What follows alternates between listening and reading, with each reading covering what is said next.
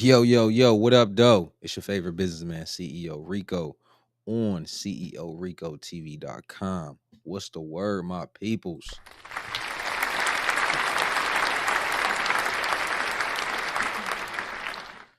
Yo, so, and my audio sound extra crisp for some reason. I don't know if it's the headphones or what. But yo, check it. So tonight, what's today? April 11th. Hey man, we gotta have some conversations. We got some stuff we gotta hit on tonight. So as always, of course, I'm gonna always want y'all to chime in on the topics, of course. Make sure y'all hit that like button for the algorithm. Make sure you subscribe and hit the notification bell. So we about to get things moving real quick. Before we actually get moving, how was y'all week? What's been happening in y'all neck of the woods? What's been happening in y'all life? We're gonna be going over my man's. I don't know if y'all know who Charlie Kirk is, but we're about to go over my man's Charlie Kirk. I like Charlie Kirk, me personally, just because like I see his dialogue when it comes to like people like whatever their opposing views are, and he is not scared to have the conversation, have that dialogue. So I can't do nothing but respect that. We got that. We definitely got to talk about Trump, his tariffs. Him and China, they going back and forth. So we definitely gonna dive into that. And of course, you already know we got to talk about the this big one that's been blowing up over the internet these past few days. So I'm actually gonna go ahead and get it pulled up because we're gonna hop right into it because we need to. We need to have that conversation. So give me a second. Let me get this baby pulled up real quick.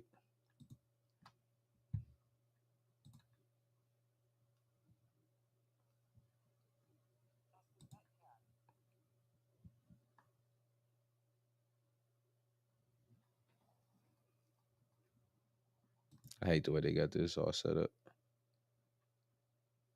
Bam.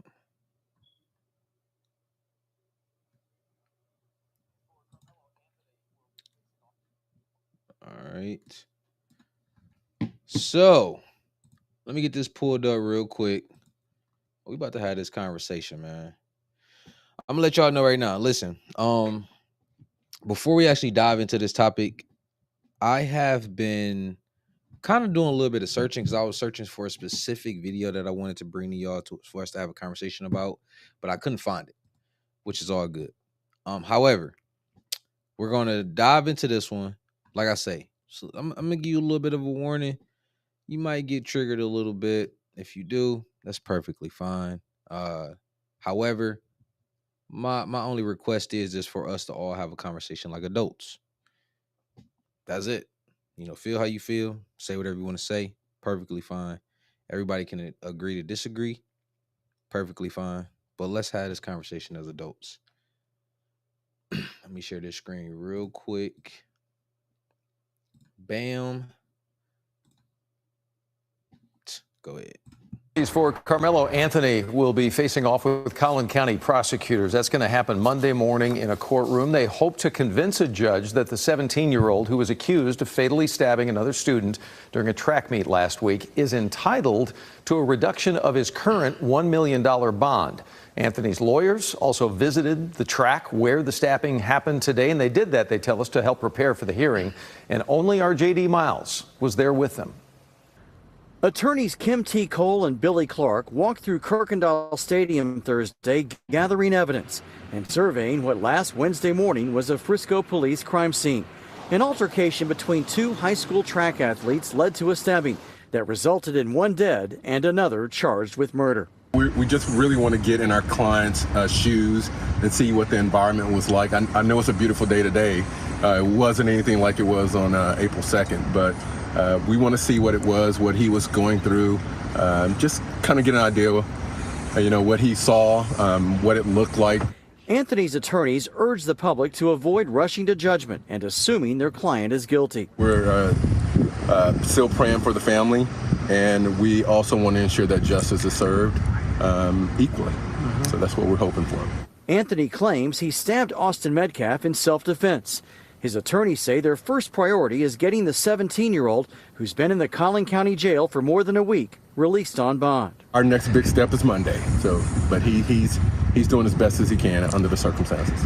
Part of what they hope will convince the judge to lower the bond is their client's young age and his lack of any previous criminal history. Meanwhile, the church, which hosted a vigil for Austin Metcalf, has had to curtail student activities because of online security threats. Both the victims and the suspects' families also report receiving online harassment and threats. In one case, a fake 911 call sent police to their home. In a statement to CBS News Texas, Frisco's police chief tells us online threats of violence towards any person, business, school, or church are criminal offenses and will be investigated. Making false statements to cause alarm or emergency response is criminal and will also be investigated.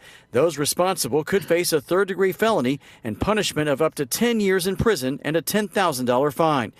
It's reprehensible people who are committing such acts surrounding this tragedy.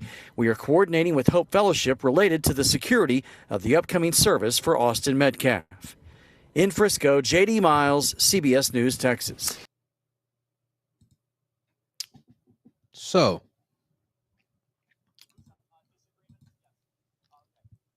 that story really blew me. And the reason why it really blew me was because first, okay. I want to come at it from this lens, right? First, I don't know why I just did that. First, I'm a dad, right? Now, when you go through life, you transition. And when you transition, your thoughts transition, your life experiences, things you encounter, all of these things, go into your brain, and with those lived experiences, your brain develops differently, right? So when I first seen that, instantly I was like, man, what? I'm like, how do you stab, like, you stab another dude, and mind you, they're teenagers, they're not grown adults, they're teenagers. So you stab a dude, take his life, and then when I was hearing the story didn't add up. It didn't add up to killing. It just didn't. You feel what I'm saying? And as I'm typing, because I'm trying to find this story that I actually read, because I wanted to have this conversation with y'all. Because as I was reading, like, even what I was reading, it still wasn't making sense, because some people, they're like, they actually are trying to defend it. You understand what I'm saying? And that's where I kind of have a issue with. Now I understand, like I said before, everybody has their own opinions, everybody has their own background experience and stuff like that. But one thing we can agree on is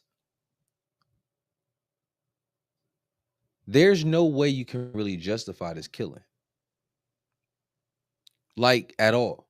Because if we gotta squabble, if we gotta get down, we gotta get busy, cool, that's what we gotta do. But at no point throughout that interaction, especially as men, at no point throughout that interaction does it call for children, because you're not a legal adult until you're 18. But we're just gonna keep it teenagers, whatever.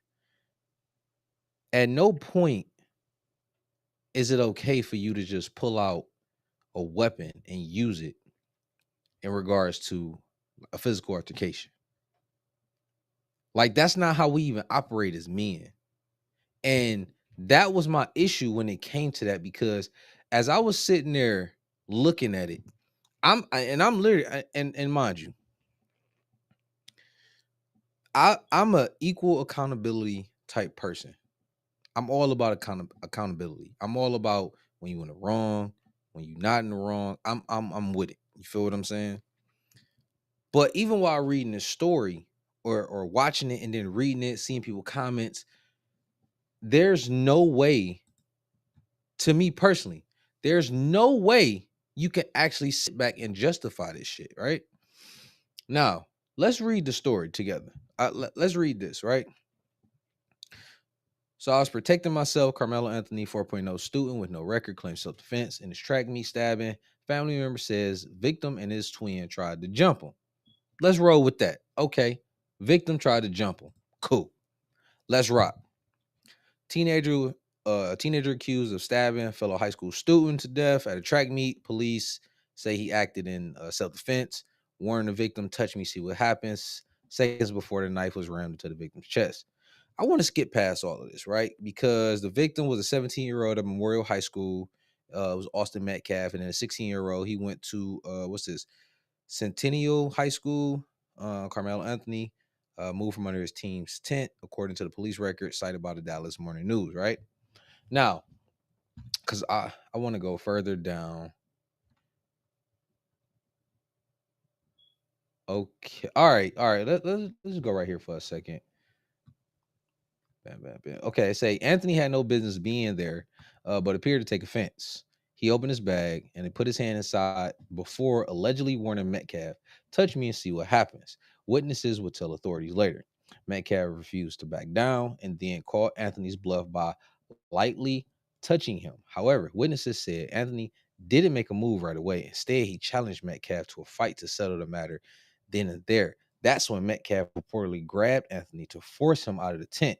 Seconds later, a knife plunged into Metcalf's chest. He stumbled backward, clutching his basically, dog. He's basically in the process. He's in shock. He's bleeding out all. We don't even got to go into that. So now it says more than 30 people witnessed the attack. With the police saying with the black knife was used to stab Metcalf once it was in the chest. After the stabbing, Anthony reportedly tossed the knife into the bleachers, where it was later recovered by authorities. So we're going to do long story short here. They had an altercation. Okay, now mind you, Carmelo Anthony, and mind you, this is please nobody don't get this mixed up with the actual athletic the NBA star. But my man's went to a whole different high school.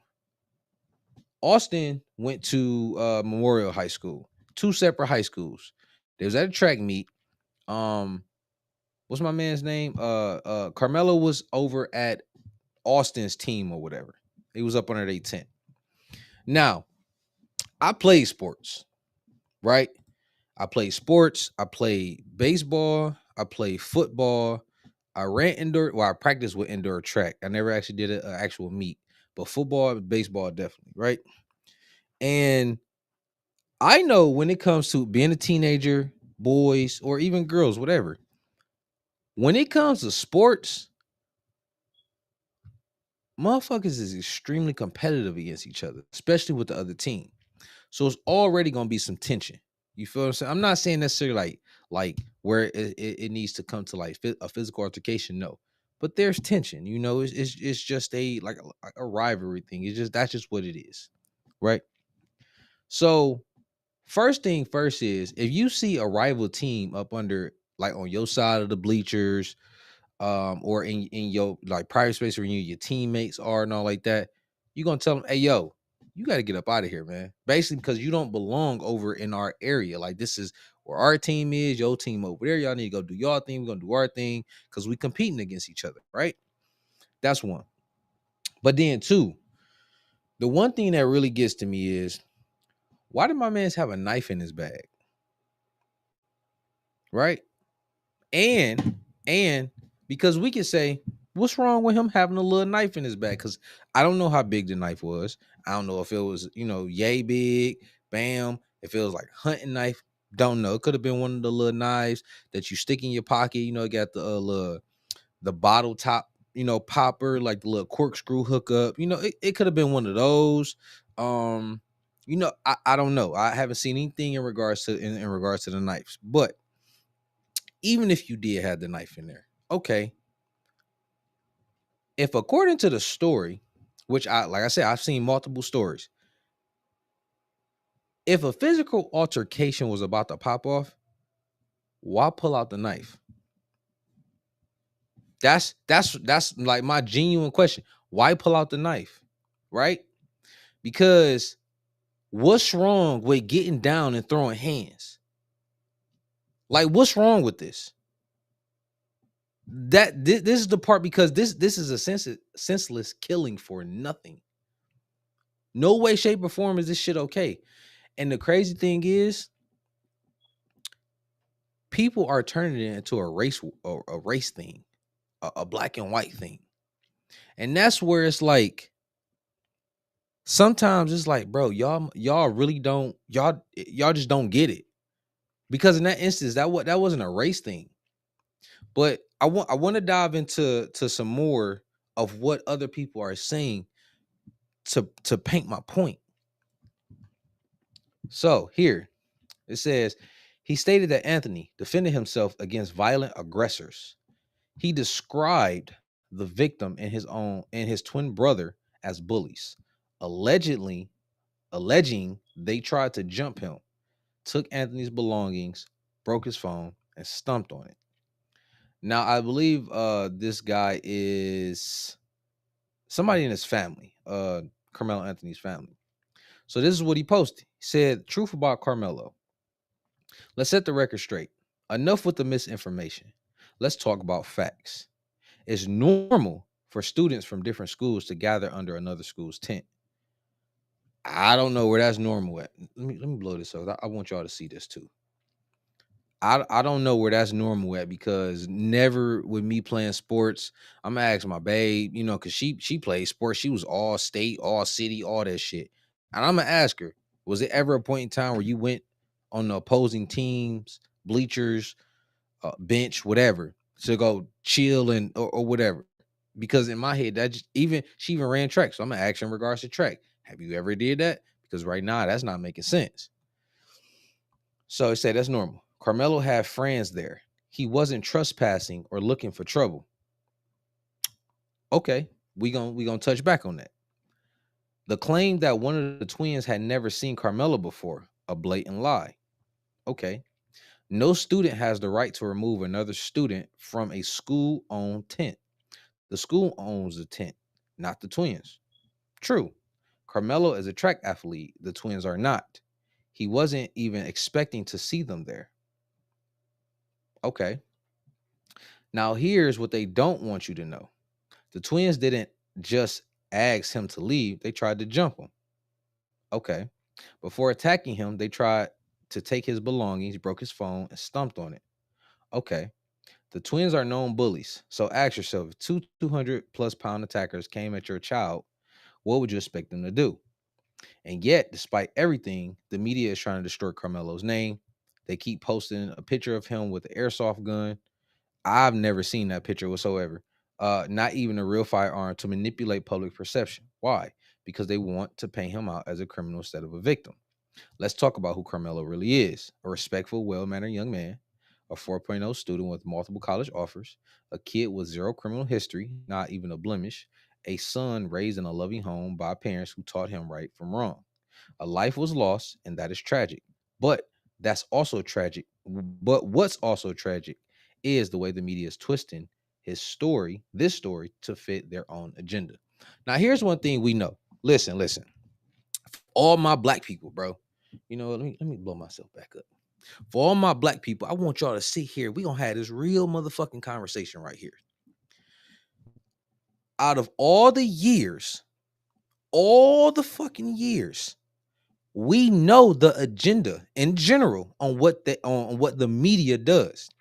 The media is going to report whatever they want to report. They're going to paint a narrative that they want to paint. It's their shit. That's what the fuck they going to do. But here's what we have the complete opportunity and control and the ability and the control on what to do. Not give them a reason or not give them anything for them to say about us as a people. But yet we continue over and over again to do certain shit to give them the ability to paint out a certain narrative or a certain picture on us. Right? No way. I understand what Dog is trying to say here, but you cannot justify this. Let's dive into it on the reasons on why. One, if it's first off, you and they shit. The moment that they say, yo, you gotta go, it's two things you gonna do. Now, mind you, I'm not even gonna say like a black thing. I'm just gonna say like a teenager with testosterone going through their body. What you do something then? Move me out of this tent then, because if we are competing against each other, I don't want to be over in your area. Now, real quick, they say he had friends over there. If you got friends over there, why the fuck is you worried about getting jumped? Why you worried about getting jumped? I got friends over here, homie. So if these twins trying to do anything to me, guess what? I got homeboys already over here. We can get it popping. I got backup already. You feel what I'm saying? And here's my thing. If you were born in poverty, right? We grow up a certain way. It's a certain way that we grow up. We grow up, rough, where we a lot of times we got to get busy. We got to throw hands. We live in some real fucked up environments. We hear gunshots. We hear all we live that. So when they try to paint a certain narrative here, like just what my man's talking about, we can't necessarily fall and dive into that bullshit because we already know how it is from where we come from. So if my man's is already going over here, because I even seen somewhere they said that the twins did know him before this incident. And supposedly they said that the twins tried to fight him before, or they tried to rush him or some shit like that. It's like, okay, if that's the case, and my man's won no type of drama shit, right? Why did my man's have a knife at the track meet? Like, what's the purpose of the knife being in his book bag? That's the one thing, right? But another thing that I want to say too is these are teenagers, and no matter what nobody said, because I've seen some people try to like I said, they try to create this shit and make it a race thing, bro. My man's is about to go to jail and go to prison, bro. This 16-year-old kid is about to be done. 17-year-old kid, he's gone. I don't care what nobody can say. My dog, somebody's son is dead and somebody's son is going to prison. While other motherfuckers is trying to make it a race thing, he going to prison, bro. Now, granted, I understand, the entire they still going with the whole investigation. They still got to go fight it. I get it. But that's the point that we missing here. My man's it's potential. He's about to go to prison. 16. And it's a good chance they might try to try him as an adult. Do y'all know the type of the type of torment my man's is about to go through? Like, I feel bad for the entire situation, but as a dad, bro, there's no way in hell my son is about to be carrying around some shit like this. And if they had a situation before, my son gonna have to come holler at me because my son need to let me know, yo, hey, pops, dad, situation popped off. This what happened with these dudes. These twins tried to get at me. Well, don't worry about it, son. You already, you know what I'm saying? Like we can handle that situation. If he had to track me, hey, dad, they up here, they trying to do something. Son, I'm on my way. Don't even trip. Just go ahead and get away from them. Don't even trip. You feel? Get away from them. Walk the fuck away. Get away from them. If they're aggressing you, get the fuck away from them. Like we have to start instilling into our own children, especially our boys. Bro, it's okay to walk the fuck away. It's okay. You don't like no way, shape, or form do you got to go take a nigga life, bro. Especially in this case, like, bro, if y'all niggas got to get busy, y'all got to throw hands, do it. Throw hands and get that shit over with. But to kill a nigga, to stab a nigga in the chest, all because he grabbed you up, I can't support that shit, bro. Somebody's son is dead and somebody's son going to fucking prison. I can't support that shit, bro. And it's so many people out here trying to make that shit into this whole race thing, bro. And it's killing me because so much shit that they told us throughout history has been it's kind of been bullshit. You feel what I'm saying? Like they haven't gave us the whole story.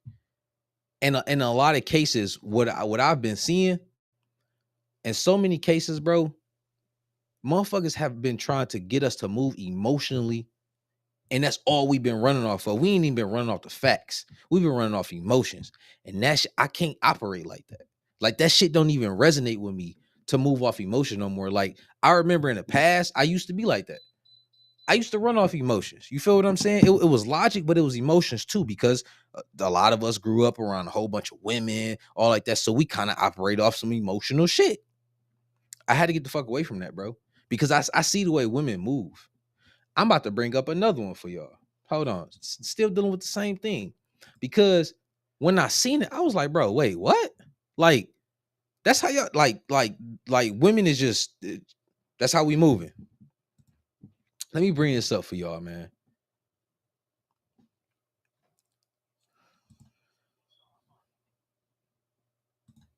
Let me bring this up. Hold on.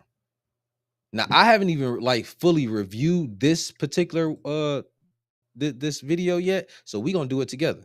We're gonna dive into it together.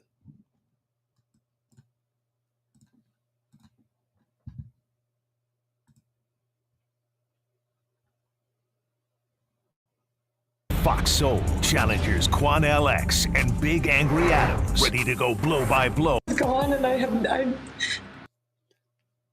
It's full of damn lies.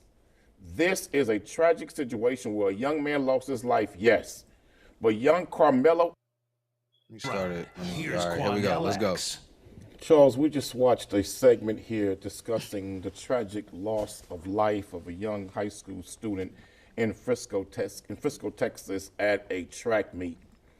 And watching that newscast, it upsets me because that newscast is full of damn lies. This is a tragic situation where a young man lost his life, yes. But young Carmelo Anthony, in this case, the young man who's been charged with murder, he did not assault anyone in the beginning. He didn't start this fight. The young man approached him with his brother, threatening Carmelo to move out of a spot that was not assigned to anybody.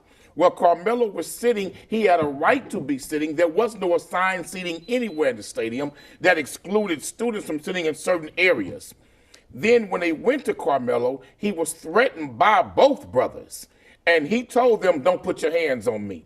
And they threatened to put their hands on him. And he... Do you see what I'm saying? Off rip, bro. He's trying to justify this shit. He say, yeah, it's somebody lost their life, but, and now he's going into the justification of the stabbing. I understand where he coming from, far as, you know, you don't got no right to tell nobody and all that. Okay, I get it. I get that. You right. They don't have a right to say, hey, bro, you don't got no right to be around here. I get all that. I get it. Told them, if you put your hands on me, watch what happens. The white kid. Let me ask y'all a question. If a motherfucker say, hey, if you don't get from around here, we gonna do something to you. If you were scared for your life, why wouldn't you get up and leave? That's my question. Why wouldn't you get up and leave? And that's real talk. Why wouldn't you get up and leave? It's okay to leave. It's okay to get away from a situation if you actually feel scared, bro. It's okay. In this case, punched Carmelo in the face. He didn't push him. He punched him in the face. And then that young man defended himself. And fuck that. He ain't defend shit. He killed my mans. Because if a motherfucker, bro, if you in school and a motherfucker run up on you and punch you in your shit, what you gonna do? You gonna get up and get busy. Like, bro, we all been in school before, dog. We all been in high school. Motherfuckers talking, wolfing off at the mouth, whatever. What up, though, nigga? Let's get it. Let's get busy. What up? That's what you would do, right? But now he's gonna go into justifying on saying, oh, he defended himself, so he stabbed him. Man, if you don't get the fuck on with that, you basically, as adults, kids are always watching us, watching how we move, watching how we operate, listening to what we say, what we do, all of that. And what you basically about to do is you about to be on national TV basically telling other kids that if somebody punches you, you have the right to turn around and kill them. That's basically what you're saying. Because you justifying that. And as a man, as a dad, all that, I ain't standing 10 toes with you on that bullshit, homie. Any man that can get up here and sit here and say that, hey, if a dude punch you, you can turn around and use lethal force against them. That's called a bitch. Any way, shape, or form, bro. That's called a bitch. And as men, when do we start teaching the younger men of the future, hey, bro, if you gotta get busy with some, if you gotta throw hands, don't throw hands. If somebody punch you, push you, is an aggressor towards you, you don't gotta fight. You can pull out a weapon. That bitch shit up, dog. Unfortunately, a young student lost his life. But Charles, in the state of Texas, you have a right to stand your ground, and if you are the victim of a vicious attack, you can use deadly force if necessary to protect yourself and your life, to stop you from becoming a further victim of an assault or a crime. Why is this young man in jail when he didn't start it? He didn't approach anyone. They approached him. They used profane language toward him. They threatened him and then assaulted him, and he defended himself. Why is he in jail? He's defended himself from a vicious attack and assault. So this young man, in my opinion, should not be in jail. Teach your children. Keep your hands to yourself. That's what needs to be taught here. And to tell this young brother to give up your seat, give me your seat, this ain't no damn Rosa Parks era. You just can't go to a young... You see what I'm saying? You said they trying to turn it to that race shit. You see? This ain't no Rosa Parks. Remember how I was just sitting here saying earlier that they don't tell us the whole story about history? You know, the one thing that they didn't tell us about the whole Rosa Parks and the whole bus boycott, that whole Rosa Parks shit, that shit was all a setup. They planned that whole thing for it to go that way. It wasn't like it was a natural thing that she was just on the bus and then, hey, you got to get back. Oh, I ain't giving them my... No, they planned it. Why they didn't tell us that? Because basically it's like we growing up and we listening to all this and we hear about our history and then they anger us and they make us feed into it. And then we run along with the, oh man, they did all this to us and all like that. And then now you got black people hating all white people and all like that. But then it's like, once you start breaking away from that, you start asking questions, you start doing a little bit of research, you start learning more stuff. Then you learn like, oh shit, wait a minute. That wasn't really like that. They left all these parts out. All these parts actually matter to the whole story. Also learned that it was actually I think it was if I remember correctly, it was a 16-year-old girl, pregnant, black girl, that situation actually happened to. She sat on the bus, she had to go to the back of the bus, but they didn't want that to be on the on the front of everything, because at the end of the day, it was like, you know, back at that time, black people, they had real standards, right? Marriage, man and wife, children. Wasn't gonna be no little ass 16-year-olds getting pregnant and shit. It was like, no, they don't operate like that. But in that instance, they didn't use her because they was like, no, that shit won't look right. So let's use this. And then they set this shit up. But now he's about to go into it and talk about it. Nobody told dog he couldn't sit there just because he couldn't sit. No, motherfucker, this ain't your team over here. Go with your team. My question to y'all is this: do y'all think that this same scenario would have happened if it was two black kids, two black teenagers? Because we know the media, they're gonna paint a certain narrative. We know that. Since motherfuckers gonna feed into it, all right, cool, whatever. If it was two black students, would they still do all this? And then let me ask y'all another question. Did y'all know that they started a GoFundMe for Carmelo Anthony, and they also started a GoFundMe for Austin Metcalf? But at first, I think they wanted to raise like 50 grand for the legal fees.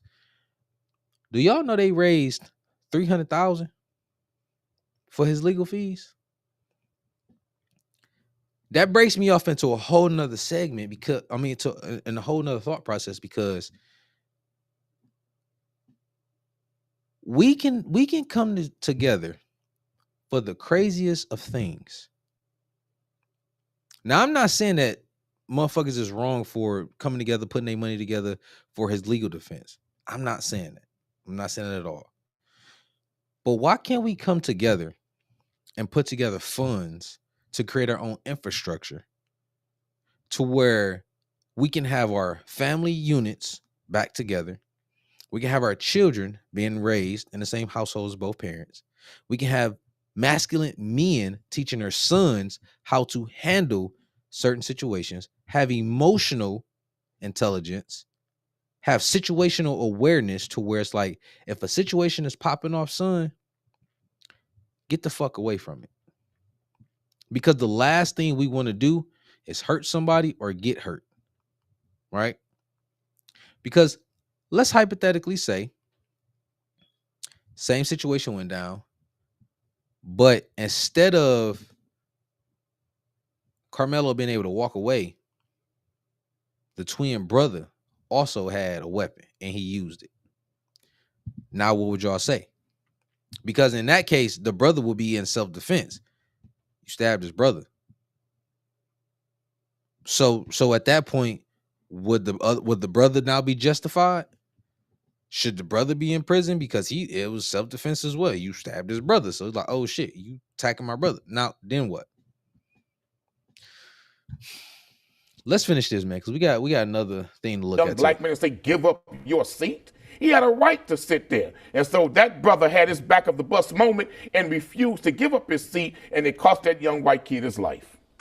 I rarely say this, Quanell. I sometimes internalize it, but shame on you.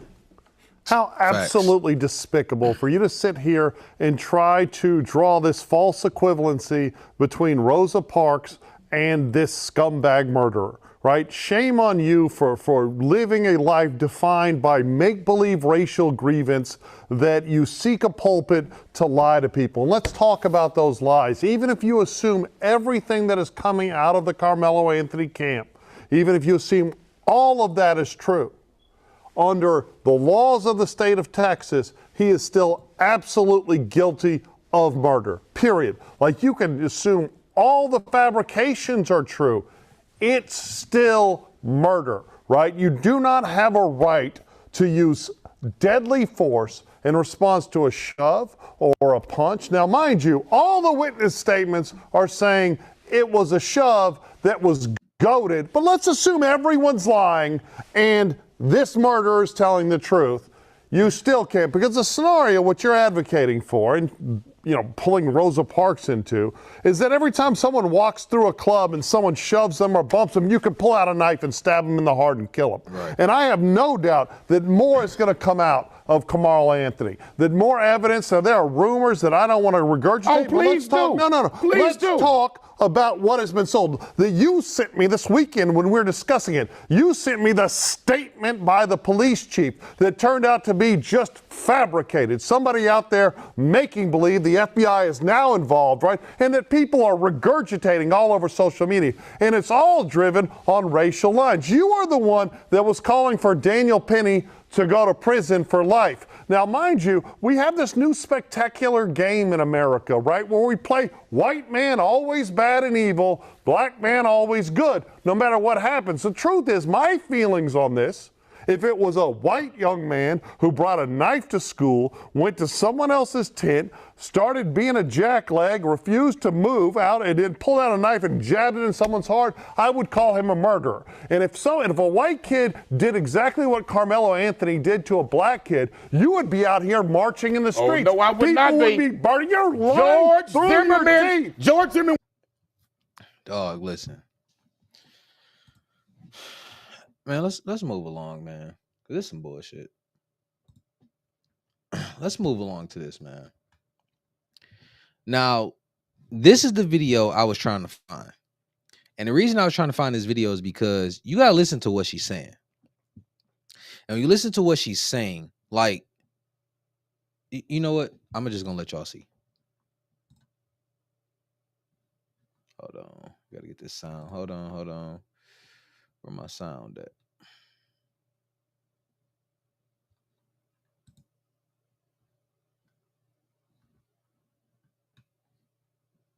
Where is my sound at? Come on, man.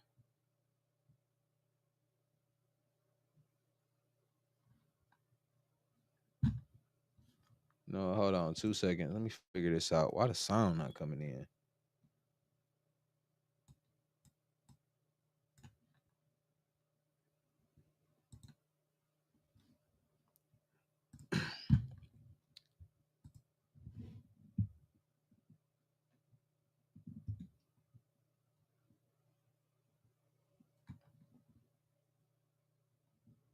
There we go. All right, I got you. All right, I figured it out. I found where the damn sound button was. Bam, bam.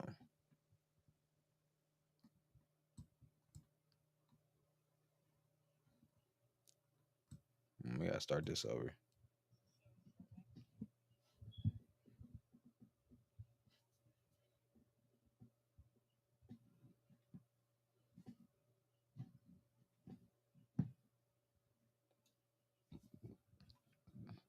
Me. Damn, my bad, y'all.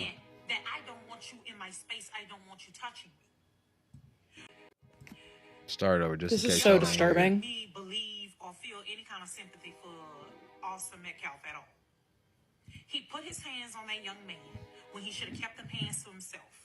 When the young man told him, "Touch me and see," you bet not touch me. That meant that I don't want you in my space. I don't want you touching me. Rosa Parks days is over. You cannot think that Victim. you can move somebody out of a seat that you don't own. Victim. And think that it's going to be okay. And you can't determine how I'm going to retaliate on you when you put your hands on me in an aggressive manner. Austin Metcalf got exactly what he deserved. Point blank, period. It's time out for feeling sorry for somebody's feelings or feeling emotional about somebody's feelings. Austin Metcalf should have kept his damn hands to himself. What? Did y'all just hear what the fuck she said? Bro, you gotta be kidding me. Listen, remember the videos I did? I want to say, I don't know, probably sometimes last month or something like that. When the whole boycott thing was going on. And remember I said that they always putting our women out front on display and they always making us look bad. This is a perfect fucking example on what I was talking about. Perfect example. This woman said that Austin got exactly what he deserved. You get what you deserve. So wait. A simple physical altercation. You telling me that's justification to kill a motherfucker? Teenagers. That's where we at.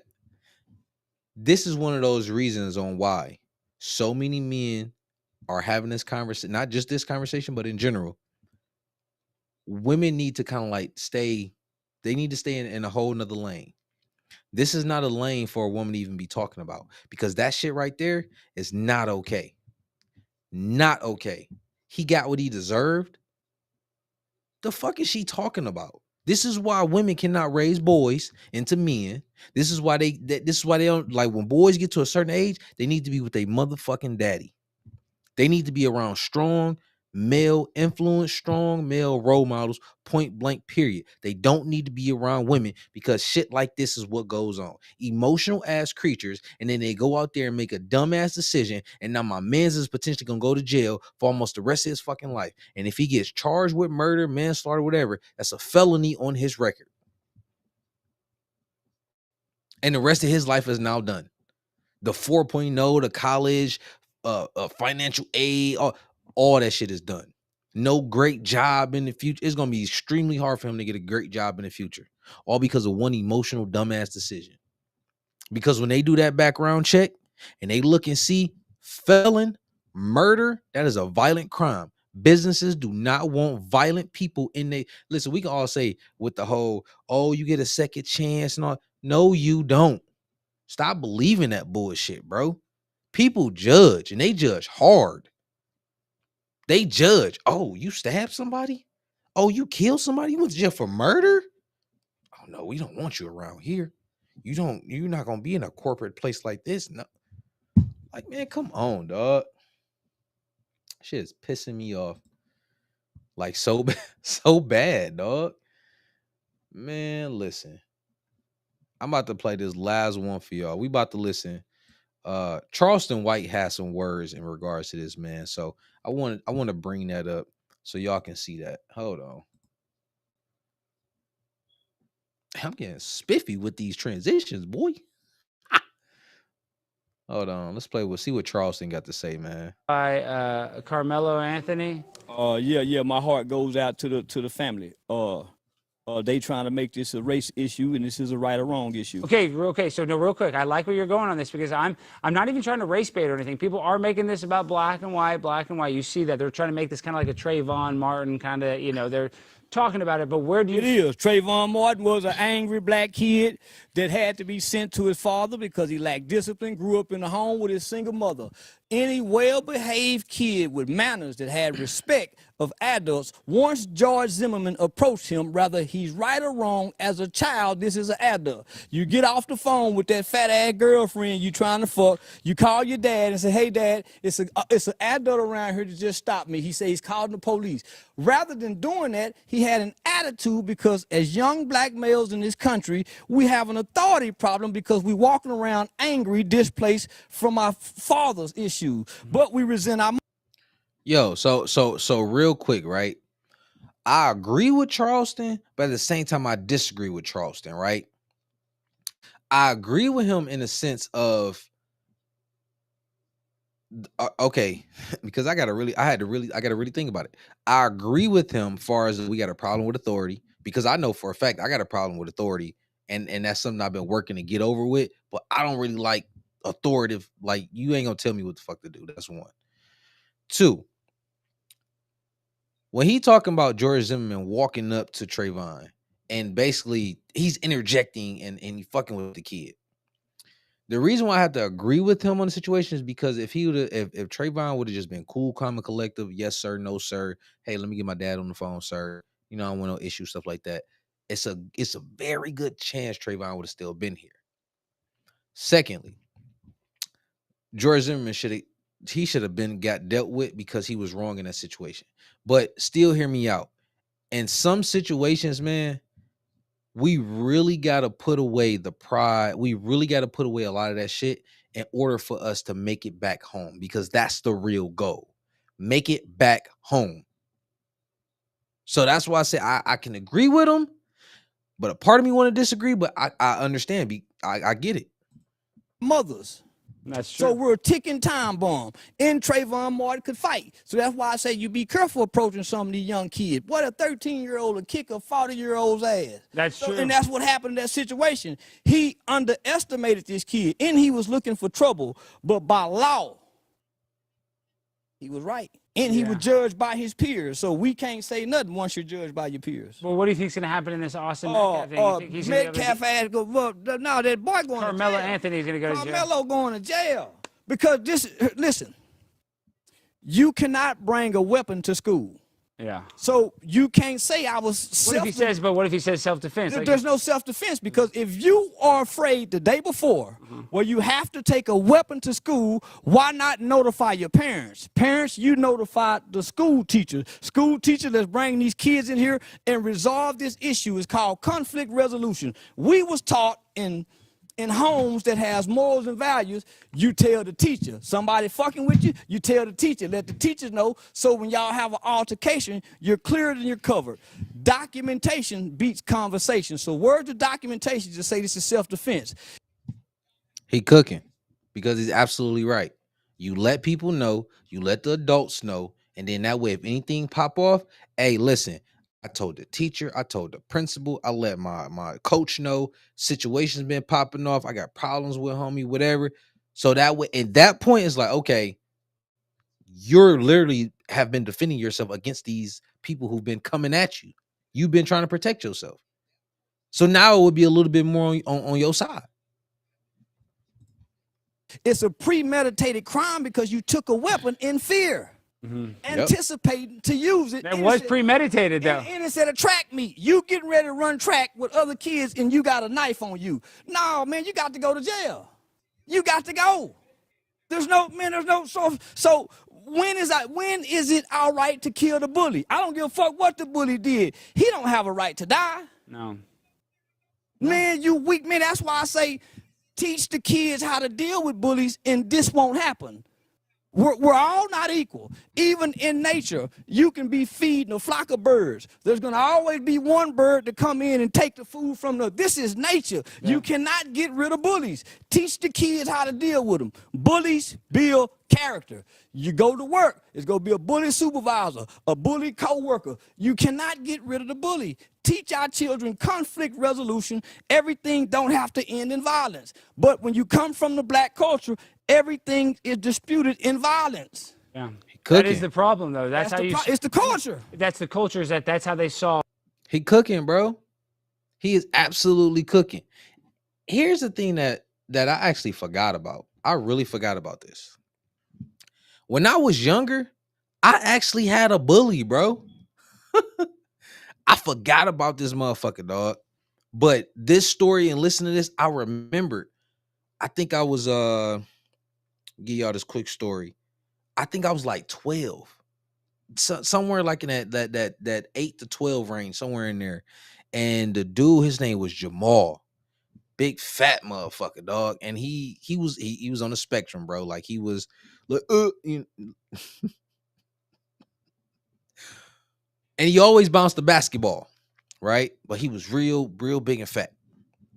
And dog literally would come through and just fuck with me. I'm talking like just grab me up. You know what I'm saying? Like hem me up type shit. And I had to learn how to overcome that, bro. And like of course, you know, being young, now mind you, my dad was in prison. You know, my stepdad really wasn't no help in the situation, nothing like that or whatever. So never like fully prepared me like for shit like that. But it definitely taught me how to overcome some shit. Now, my mom told me, she was like, pick up a bottle and hit his ass upside the head type situation. And I ain't gonna lie, I think I grabbed the bottle one time and I was about to hit him with it. You feel what I'm saying? Because like, hey, like when I tell you, like it was a huge size difference, age difference, height difference, everything. Dog had me in every single way. But I if I remember correctly, I think once I grabbed that bottle and I was about to crack his ass with it, I think that's when he stopped. Moral of the story is that situation still taught me something. Like when men face certain things in life, we have to learn how to overcome that shit because, bro, that's kind of what being a man is. We gonna always face challenges and we have to overcome that shit. We have to figure out a way to overcome it because life is not easy. Life is not a fairy tale. It's not a fucking walk in the park. It ain't none of that. Life be lifing, my nigga. Life be lifing. You think you could just scapegoat and just, oh, this person fuck with me, let me just go kill him. Or this person fuck with me, let me just go beat his ass. Like, no, bro. This shit is not okay. It's not okay at all. What y'all think about this, man? Like, because this whole situation really just threw me. I ain't gonna lie, when I first heard about it, read about it, I ain't gonna lie, I got a little emotional. You know what I'm saying? Like, I tell anybody, I'm not an emotional person, like for real. But when it comes to my kids, dog, when it comes to my family, they made this little gooey shit inside my heart. And I don't like it. Like I can tell anybody, I don't like it. But it is what it is. I got a soft spot for my family, bro. So yeah, that really hit a spot. We about to move on over though. We about to get into situations dealing with my man's Trump, yo. So I know y'all been paying attention to this, but I want to bring on my man's Kevin O'Leary first. Let's hear what my man's Kevin O'Leary got to say. Hold on.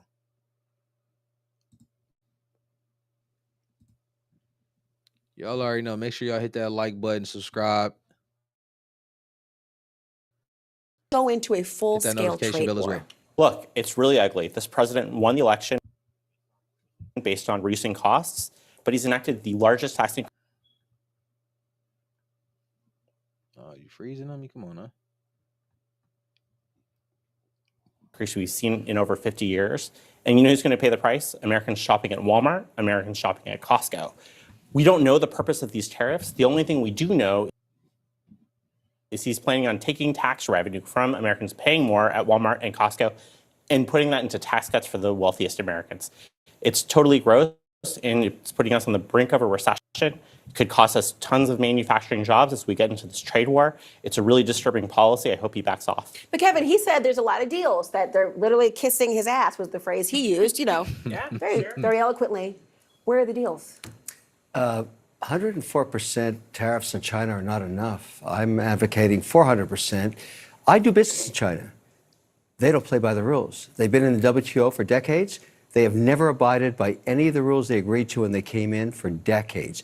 They cheat, they steal IP. I can't litigate in their courts. They take product, technology, they steal it, they manufacture it, and sell it back here. Never has an administration. 400% tariffs? What would that look like? Xi on an airplane to Washington to level the playing field. It's just not about tariffs anymore. Nobody has taken on China yet, not the Europeans, no administration for decades. As someone who actually does business there, I've had enough. I speak for millions of Americans who have IP that have been stolen by the Chinese. I have nothing against the Chinese people. They brought great literacy, art, and tech to the world. The government cheats and steals, and finally, an administration, you may not like Trump, you may not like his style or his rhetoric, finally, an administration that puts up and says enough.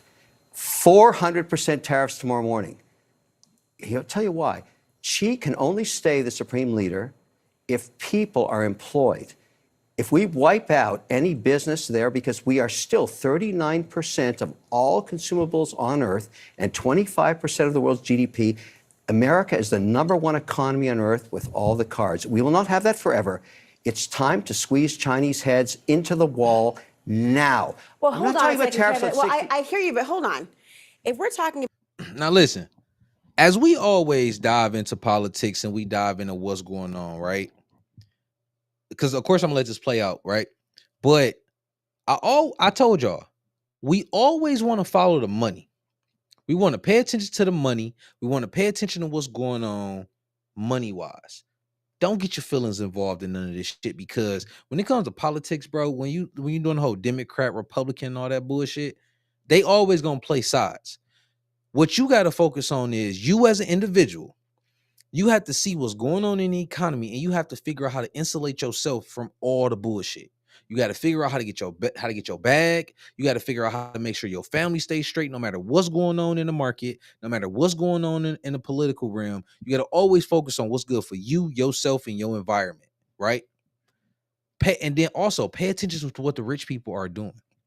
Kevin O'Leary is rich as fuck, and he's telling you, "Yo, I do business over there already. I know what they can and can't withstand." Listen. We all know China. Well, if you don't know, you should know. But China is like is a dictatorship. You feel us? They don't have no democracy. There ain't no democracy over there. You can't go over to China and think you're gonna say whatever you want to say about the Chinese government and all like that, bro. You'll be gone like that. You feel what I'm saying? They basically got slave labor over there. So when everybody talking about, oh, everything's gonna go up for us and all like that, and everything's gonna be so much more expensive and blah blah blah. Bro, go do your research. Now, granted, yes, a lot of products come from China that we buy. But one thing I want y'all to pay attention to is this. If we have the money, if we consume everything around the world, remember what they say in business? The customer is always right.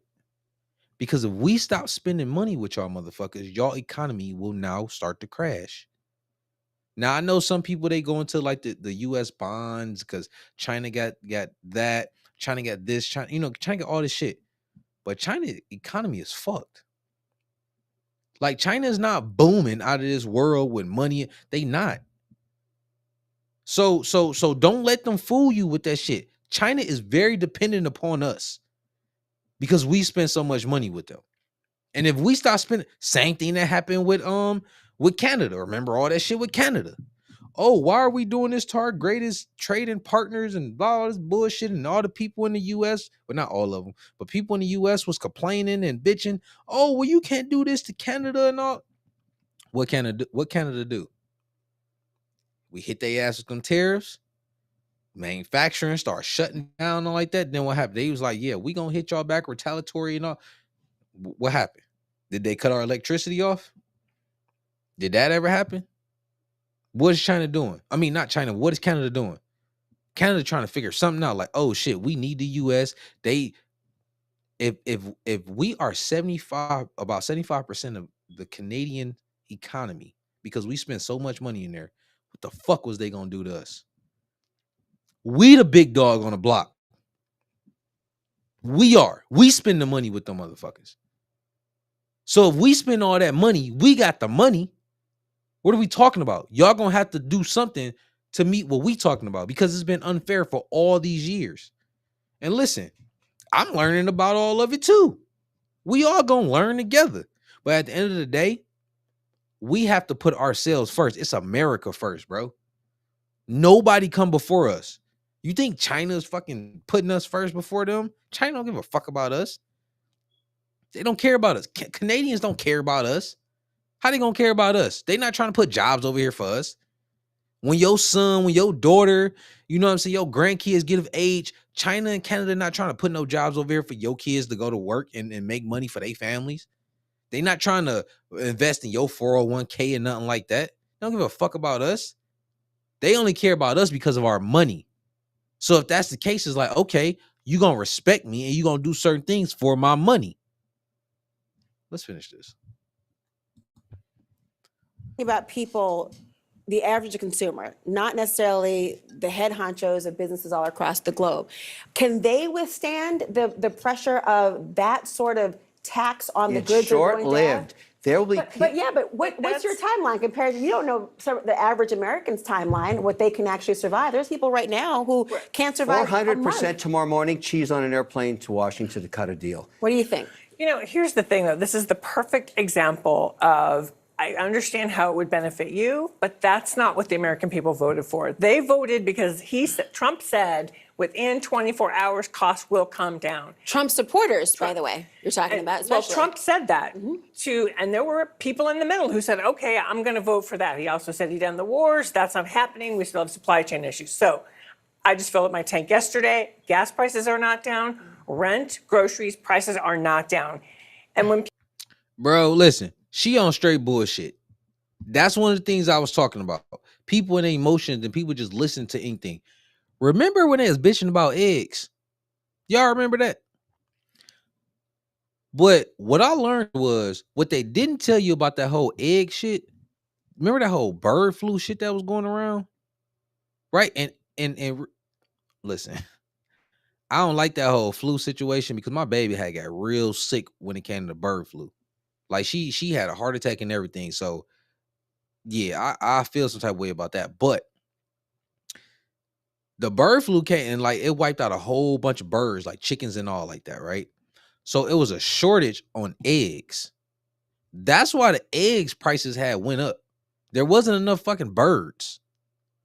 But yet they don't have that conversation. They don't say that. They don't give, you know, how can I say it? You know, you can lie by omission when you leave out information. You even though you saying part of the truth, but you're omitting the other part, which means you're choosing to leave that part out. So that technically means you're lying. That's what they do. They're literally lying by omission.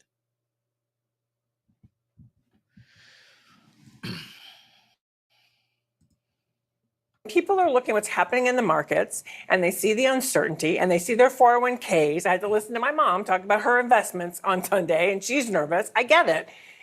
On top of that, though, don't forget, tomorrow we're going to have a vote on a budget that is going to be also another series of cuts for the American people and a little bit of gamesmanship, as you were saying, so that we can sort of pay for the tax cuts for folks like Kevin.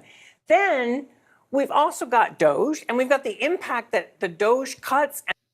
Oh my God. Listen, when I tell y'all, when y'all hear, I know I keep pausing it, guys, but listen, because we got to go through this step by step. We got to chop through their bullshit.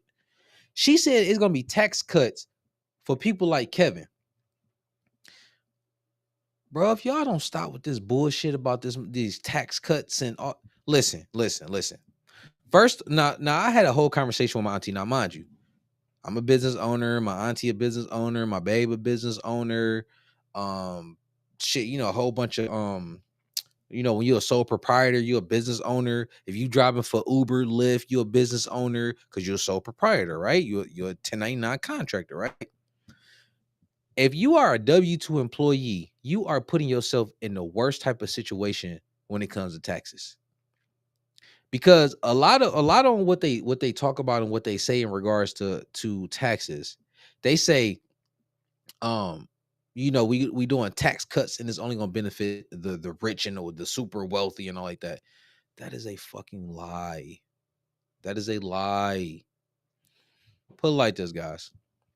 Let's say hypothetically you get yourself to a certain situation to where you now have got your finances under control and you have a little bit of extra to where now you want to jump into the real estate market. You go out, you find your property, you purchase that property, you know, you whether you borrow some money or whatever, you buy that property, you invest your money into it, you build it up, you fix it, you flip it. So you know if they lower like capital gains tax, income tax, sales tax, right? You lower all that because remember they was trying to raise capital gains tax. And there's another tax they was trying to increase. It was what was the tax? The tax was I think it was like they wanted to drop it down like 21 or something. I forgot what tax it was. Don't quote me on that. But anyway, if you as a regular individual who's been building yourself up and you get yourself to a certain point and now you fix and flip and all like that, doesn't the tax cuts help you because now you gotten yourself to a situation to where now you can benefit? See, what a lot of people don't tell you is once again, America is a federal corporation. It's not just a country. This country is a business.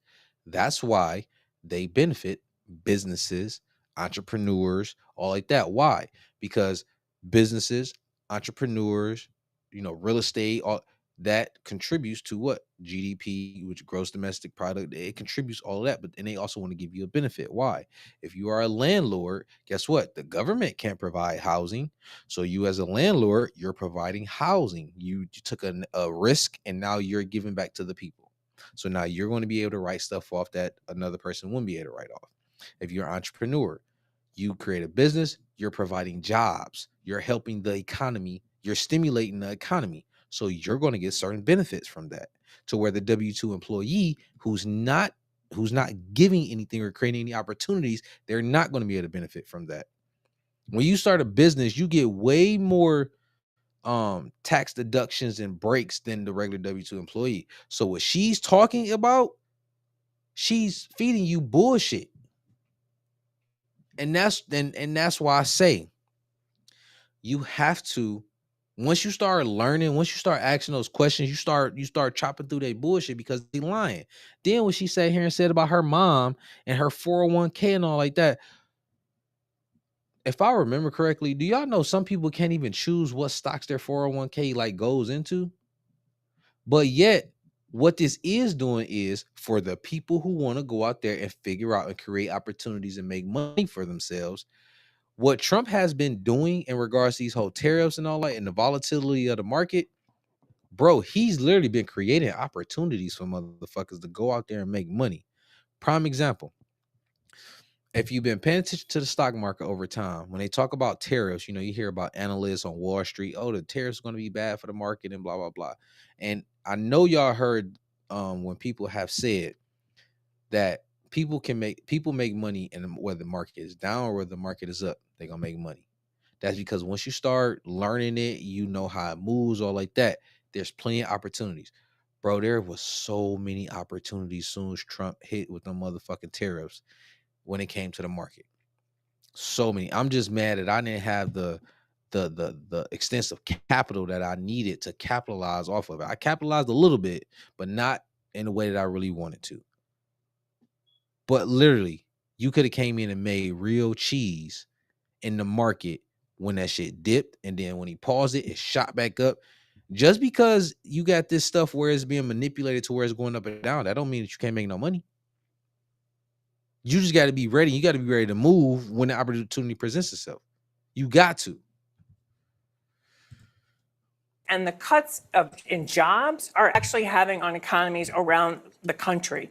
So it's when you layer all that together, and I think what you saw over last weekend is people don't want to wait anymore. People are angry. I mean, we saw incredible turnout over the weekend in rallies all across the country. We're seeing it in the polls. People are frustrated. I want to bring this into real terms as well. I mean, I'm an everyday person, I'm going to tell you that right now. And so when I think about how much things cost, I want to know things I'm going to afford or not afford. Listen to what somebody who's a furniture store owner in Kansas had to say about, say, the price of a sofa. With the 54%, if we sell a sofa for $1,000, we will have to sell it for $1,299. And if it's 104%, then that sofa will be over $2,000. I don't think they can afford it. Zolan, that's a real figure for a lot of people. A $2,000 couch as opposed to what they thought they were going to spend? Yeah, that means higher prices for average Americans. And by the way, that's what Republicans in Congress right now are also worried about here. Hearing from their constituents at town halls and as the weeks go by, if consumer prices go up, that economic frustration then turning into political backlash against them and the administration. But Kevin's point is that it's short-lived. What's your reaction? Well, I mean, it's up to debate whether it's actually going to be short-lived at this point. Consumer prices going up. Again, economists say U.S. importers do pay the price of tariffs. That then goes down to the consumer. Also, one thing that is consistent right now is uncertainty. There's uncertainty right now. And this gamble that the administration is doing that the average American will be able to weather through any type of economic frustration is bet on the idea that you'll then have investment in American manufacturing. Tough to pair investment with uncertainty. So where does consumer confidence factor into all this? If people are nervous about what they can or cannot afford, how about that short-lived proposition? I mean, it's plummeting. And I think the only way we're going to restore it is if Congress takes back the car keys from the president and takes away his power to impose the largest tax cut in 50 years with the stroke of a pen. That's the only way that people are going to have confidence. If he announces the series. Check that out. I don't think that's a thing. I know it's Mock's idea of U.S. made iPhones. So they saying that the iPhone's gonna go up. I think it was like right now they 1,100 is gonna go up to like 2,000 something like that. Really? So we making, when you start to understand what Trump has going on, what he's doing, and then you try to compare it to where our iPhones is going to be more expensive. It's like that's what the fuck we arguing about, really. iPhones being more expensive, so you can't get the new iPhone, and it's going. And first off, you leasing the phone anyway. It ain't like a majority, the average American, they're not cashing out on their phone as it is anyway. So instead of it being $50, it's gonna be $80, bro. Y'all motherfuckers gonna finance it to hell anyway. Like, let's keep it a buck, bro. Like, when they get on here, they try to paint out this narrative like, oh my God, the average American, the cost of the couch is going to be $2,000 instead of $1,000. Okay. Do y'all know the prices fucking went up over the years anyway? Everything has went up anyway. So why y'all trying to paint this narrative like, oh my God, it's going to go up $1,000? If you want the couch, you still gonna go buy the couch. You still gonna figure out a way to finance the couch, are you not? Y'all want to know something? They since they want to sit here and talk about, like, the financial budget and all like that. Do y'all know that America has not been in a surplus far as the fiscal budget since the Clinton era? And that was around the time we was born. I was born in 93. So since I've been born, bro, we have been in a deficit the entire time. The entire time. But yet they want to talk about iPhones and couches and PlayStation and series of deals tomorrow. What's going to happen? In a month from now, nobody's going to have any confidence that this is going to go away. As long as he has, basically the gun on the Resolute desk, American consumers, businesses are all at risk as long as it's there. Oh, we're talking about obviously sofas, but how about iPhones, which so many people have? There's this notion of making it in the United States. Talk to me about that, Kevin. What is the likelihood that could actually happen? There are people who are saying, fat chance. That shit is not going to happen, bro. Moving manufacturing back to the U.S. takes a long time, but I'm still focused on two aspects. I mean, you have to differentiate the tariffs negotiated between countries, because the Eurozone just 48 hours ago said something remarkable. For the first time in decades, we're willing to go to zero on zero. That means they open up all markets to all products, all services. That's a huge win. So forget about Israel or Thailand or Cambodia. We're talking about one of the largest economies on earth saying, okay, we get the joke.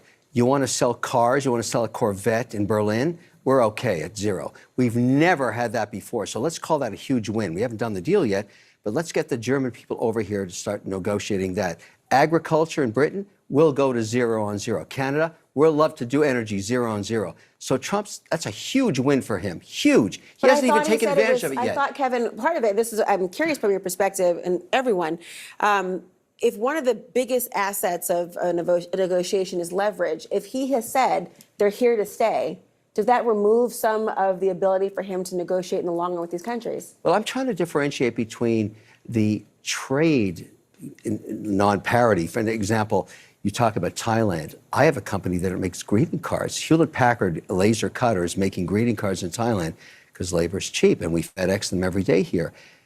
They only have an economy of 35 billion, and the deficit is 200 billion. That country will never have trade parity with us. It's too small. But we can go to zero tariffs with them. And I'm telling you, there's a difference between getting everybody at zero on zero, which is free trade basically, which for Trump would be a huge win. That call 48 hours ago when the Eurozone said, okay, uncle, we'll go to zero, take that win. It's a huge win. Now, getting trade deficits settled, that's going to take decades, because we are the largest economy on earth by a factor of 2.5 times. We're always going to have deficits. I also want to zoom out because I do think it's worth noting that there are many in Congress as well as the business community that are questioning if the White House, and specifically the president, is even ready and in a position to negotiate. The Home Depot co-founder made a comment on saying something like, I'm quoting here, I don't understand the goddamn formula. I believe he's been poorly advised by his advisors about this trade situation and this formula they're applying. You already see a tension between Musk and Navarro. That's right. And that's not it. There's been mixed messages from different aides, some that are saying, that they do want negotiations. The White House said today that 70 governments around that have come to the White House looking to start conversations. At the same time, really, the person who matters the most is Trump and what he wants to do. And there's been plenty of comments of him digging his heels in as well. I wrote a piece weeks ago when the initial tariff threat against Mexico and Canada went out, saying that sometimes the tariffs don't seem to be a means to an end. They seem to be an end for the president as well. How do you see it? Well, but this is also the difference between running a business and running a country, right? Because the politics of this are, okay, we're going to start negotiating with 70. Start. How long is that going to take? Is that months? Is that the rest of the year? Then we're into the midterm season. And if you're a Republican member of Congress and you are hearing from your constituents who are saying, look, now we're in a recession. Now my prices are even higher than before. Why haven't you stood up to the president? Then they're going to put them in a real bind. And the one thing, the kind of pushback for Trump is, he doesn't care because he's not running again. But if he wants to keep his majorities in the House and Senate, his team at least understands you better have a plan. There better be a plan to, are the tariffs a means to an end, or are they the end game? And what are we going to be saying? And how will we keep our majorities if we want to keep enacting this regime? Man, listen. That was real interesting. I want to show y'all another one too, because while they're sitting here having that conversation, right? And they're basically making it seem as if, Trump don't know what he's doing. Now listen, Trump may be having some fuck ups. He may overstep, but my thing is, listen, dog is really trying. He's really bringing people to the table. And I always hate this conversation where people say, you can't run the country like a business. And it's like, why the hell not? Why not?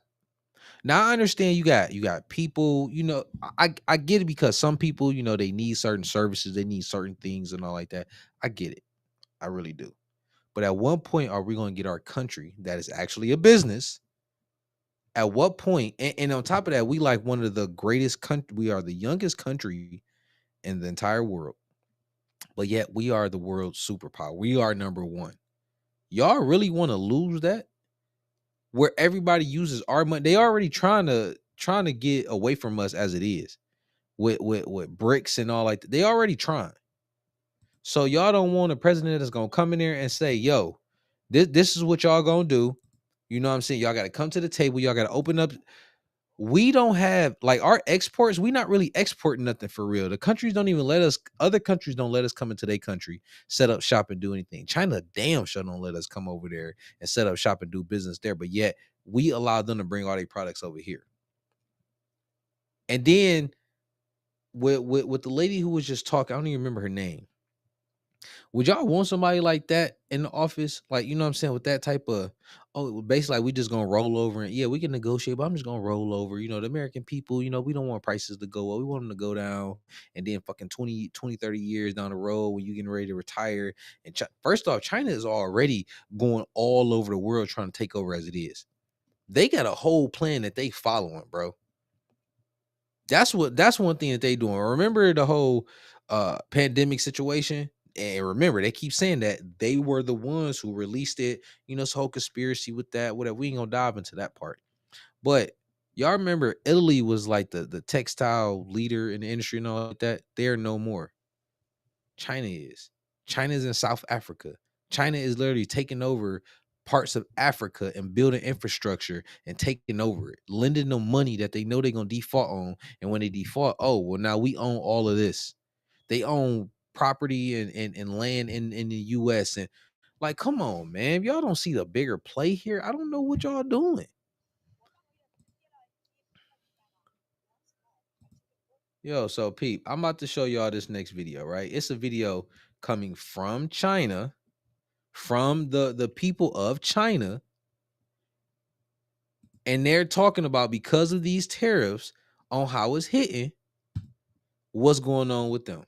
So let's hold on, let me bring this up and we're gonna play that. Once again, y'all make sure y'all hit that like button, subscribe, hit the notification bell. Make sure y'all drop comments in the comment section, because y'all already know we chop it up. Y'all, chat lives matter, baby. Don't forget that. Last month, I took an order for a batch of copper parts. I've already bought all the materials. It cost tens of thousands, and everything has been cut, ground, washed, and engraved. It's not finished yet, but today the customer messaged me and said the delivery might be delayed. After customs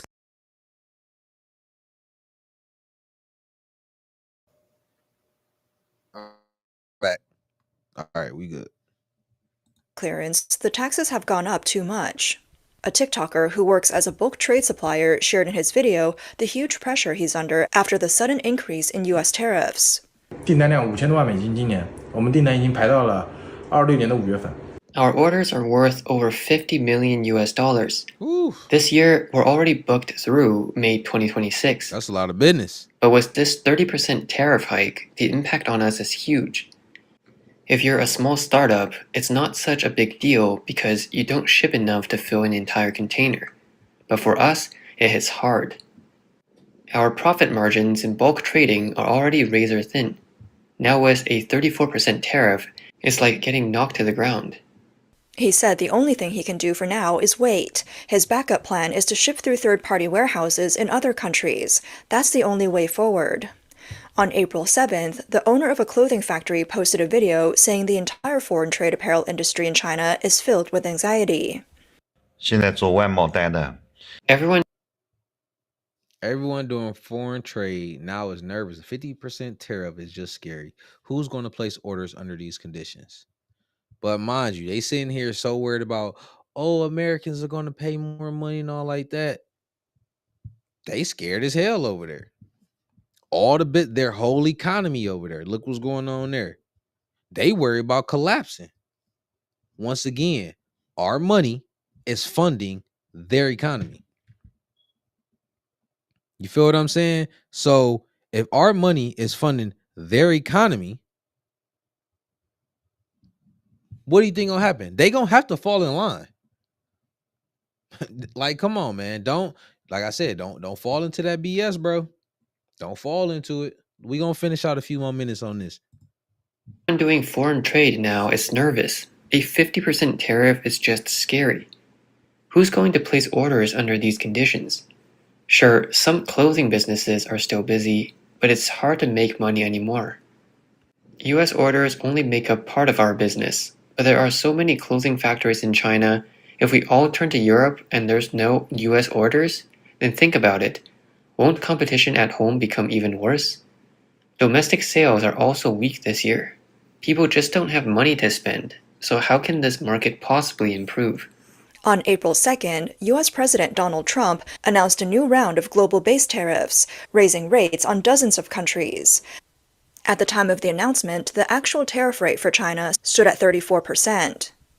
在现行适用关税税率基础上加征%。Yeah, we ain't about to listen to that. We not about to listen to that.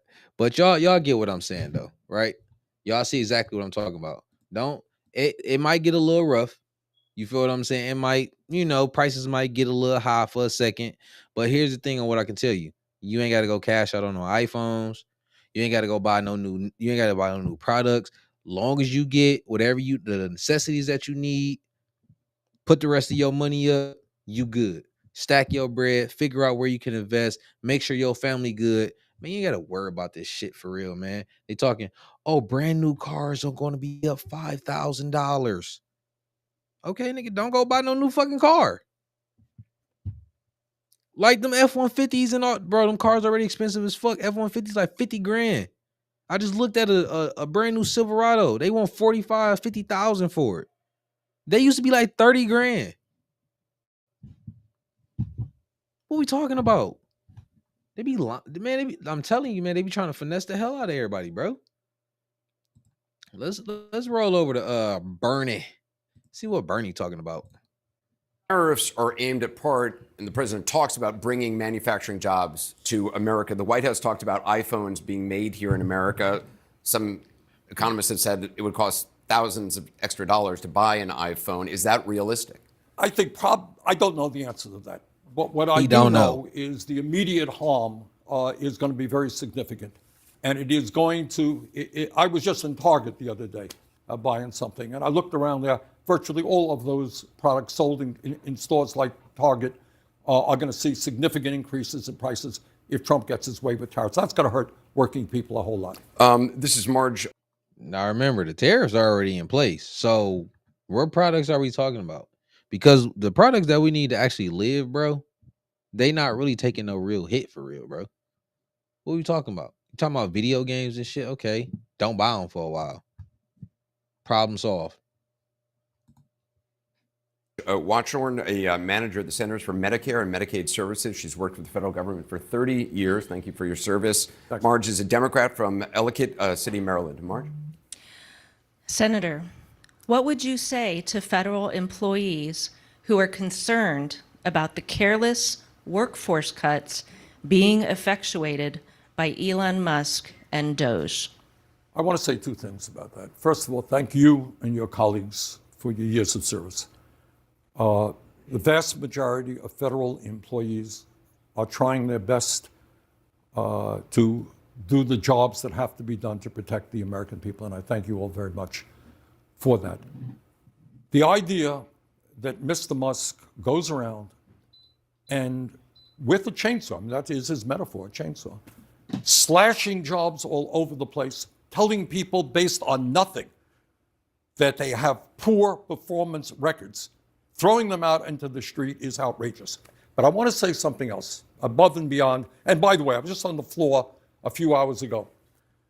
They have decided in their brilliance, and I suspect this is a Musk initiative, to lay off, they have a proposal to lay off 83,000 workers at the Veterans Administration. Got that? So we made a commitment to the men and women who put their lives on the line that we were going to provide them with the best quality health care that we could. And generally speaking, I know in my state, veterans are very proud of the health care they get in White River Junction, Vermont, and that's true in many places in this country. But arbitrarily throwing 83,000 workers in the Veterans Administration, lowering the quality of care for our veterans, Delaying the time in which they're going to get their benefits is a total outrage. I want to add one point to that. I want everybody to think about this. Most people, we have millions of federal employees, most people are not federal employees. And I think many people are saying, wow, that's outrageous. I really feel for these federal employees thrown out on the street. But I want you to think about this. If Musk can do this to federal employees, some of whom are in unions, some of whom work for years, what do you think he's going to be doing when artificial intelligence and robotics comes for your job? Guess what? The job you have today ain't going to be here in 10 or 15 years. And you. So real quick, write down what he said with the AI and the robotics and all like that. Let me ask y'all a question. Let's have a real grown ass conversation. Let's have a grown conversation. If we see that AI, and mind you, they've been complaining about AI, and you already know Elon, he been doing the whole trying to come out with the robots, trying to come out with the self-driving cars. That they've been, the innovation is there. At what point are you gonna say, you know what? Instead of me crying and bitching and complaining, because one thing we know for sure, when innovation is innovating and they roll out something brand new, you ain't stopping it, homie. You're not stopping it. So many people have yet to jump on Chat GPT, Gemini, all of the large language model program. They're not jumping on and trying to learn anything. That is an opportunity. And because it's it's not even like out there fully yet, bro, y'all better start learning all of this shit now to secure your position in a job for the future. Because you're right. All these jobs is not going to be here for you 10, 15 years in the future, which means you have to figure out on how to innovate, how to get new skills, and how to have skills available for the market of tomorrow.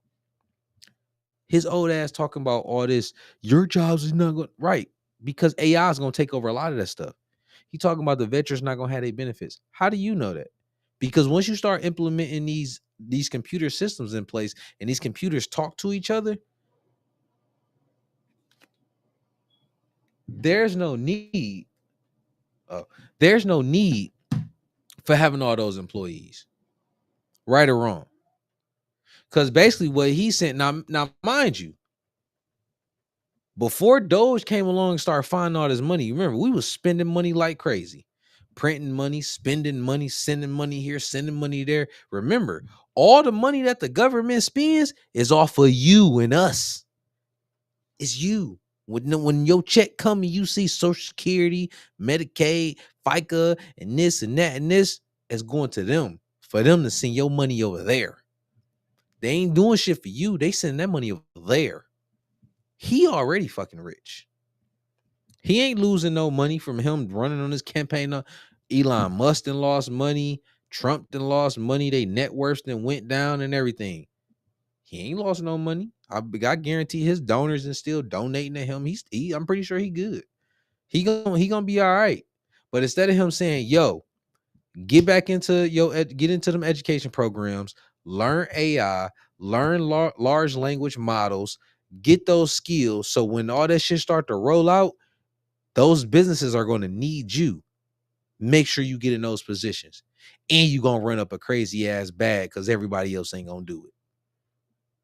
If China is innovating, India is innovating, all these other countries is innovating, and they trying to be the leaders. Remember, right now, America and China is literally they're in a race to become the leaders in the AI race, because AI is the future, bro. There's a reason on why all these people are doing what they're doing. Like I said, follow the money, because he can sit here and do all this bitching and complaining all he want to. And he trying to get the American people on his side. Y'all gonna be the people that's following all of that. And I'm not talking about political parties.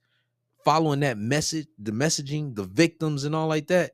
Those are going to be the ones that's fucked over at the end. When they say the average American, bro, they talking about the average American who make less than like 50 grand. I don't know about y'all, but 50 grand ain't no real bread, bro. When you think about your 401k, you think about your medical insurance, you think about whole ass car insurance, mortgage insurance, sales tax, this tax, that tax, bro, you not making no money.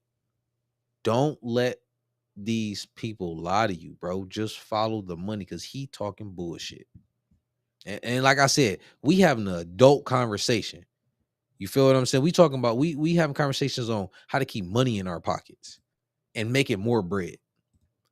You think Musk and his friends are saying, oh my goodness, how do we protect American workers from the explosion in technology that we're seeing? They don't give a damn about you. If this is what they could do to federal employees, think about what they could do to people in the private sector. So bottom line there is I am not a Luddite. I think technology has many positive things to say. But we have got to understand that new technology, AI, robotics, has got to work for working people, not just for the billionaires and Mr. Musk.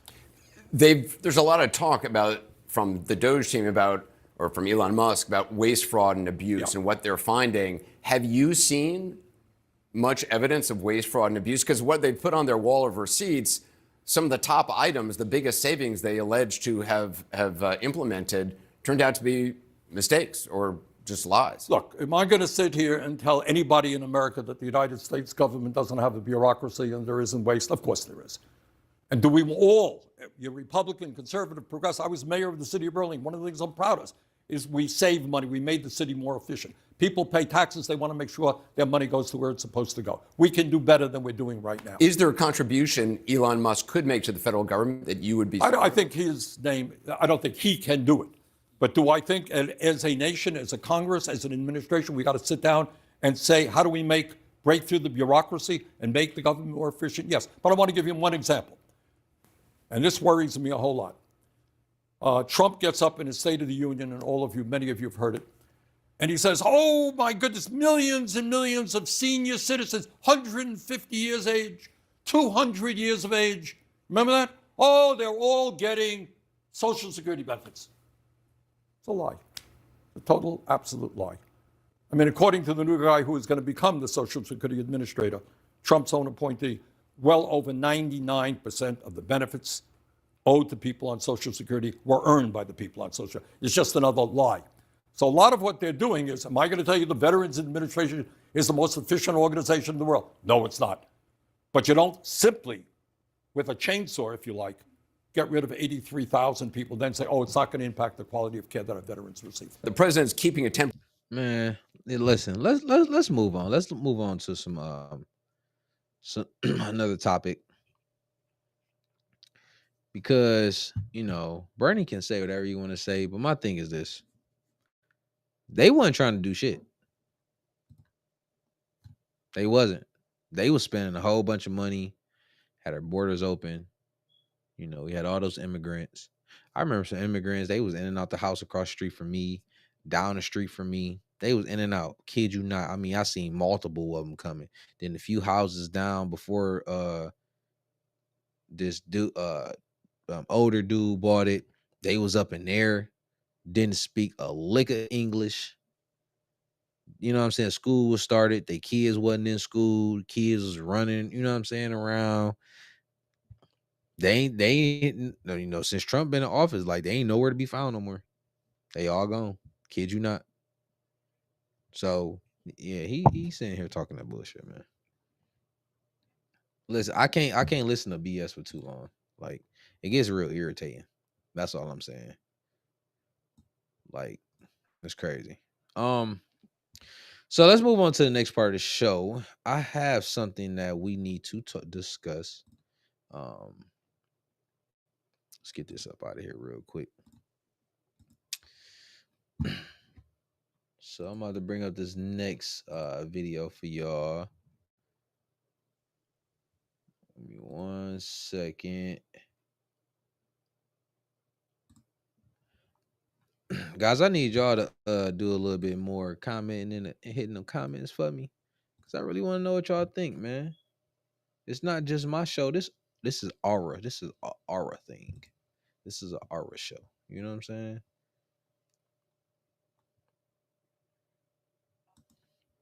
Because one of the reasons why I even started, the whole podcasting in general is because, man, I really did not have a lot of people to have like just open conversations with. You know what I'm saying? Like it was more, I was always ranting, like talking to my babe, and I would rant. She'd just sit there and look at me and be like, I was like, babe, you ain't got nothing to say. She'd be like, no, I don't. I ain't really got nothing to say because, some of the topics she may not know, may not be familiar with. Or, she just be, letting me just ramble. So I'm like, you know what? Let me get on here so I can have a conversation with some other people too.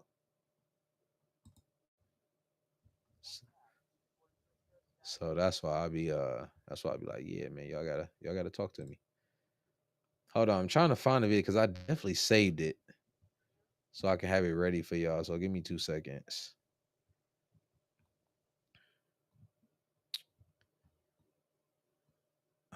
Like, did I save it? What did I do with it, bro? Where the fuck is this video at?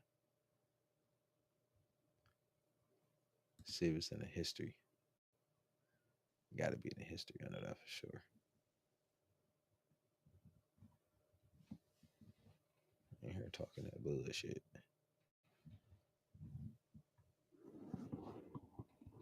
Oh man, come on. Where's my video? Here we go. All right. I'm about to bring it up for y'all. Give me a second.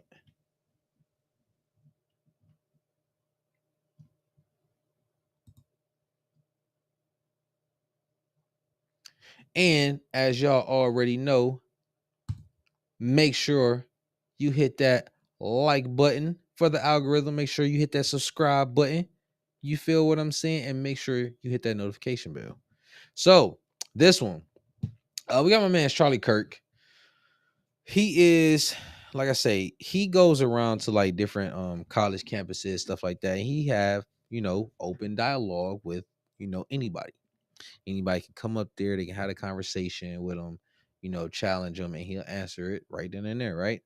But on this particular one, I haven't like reviewed the entire thing, but I got wind of it because he says some shit in regards to like the black community when the government dropped all them drugs and shit in the community in the 80s. So got wind of it, watched a little bit of it, I seen his debates with other people and for the most part, I be agreeing with Charlie Kirk because he be right about some, a lot of stuff. So we about to dive into this and then we're gonna add our commentary to it. So let's bring this up.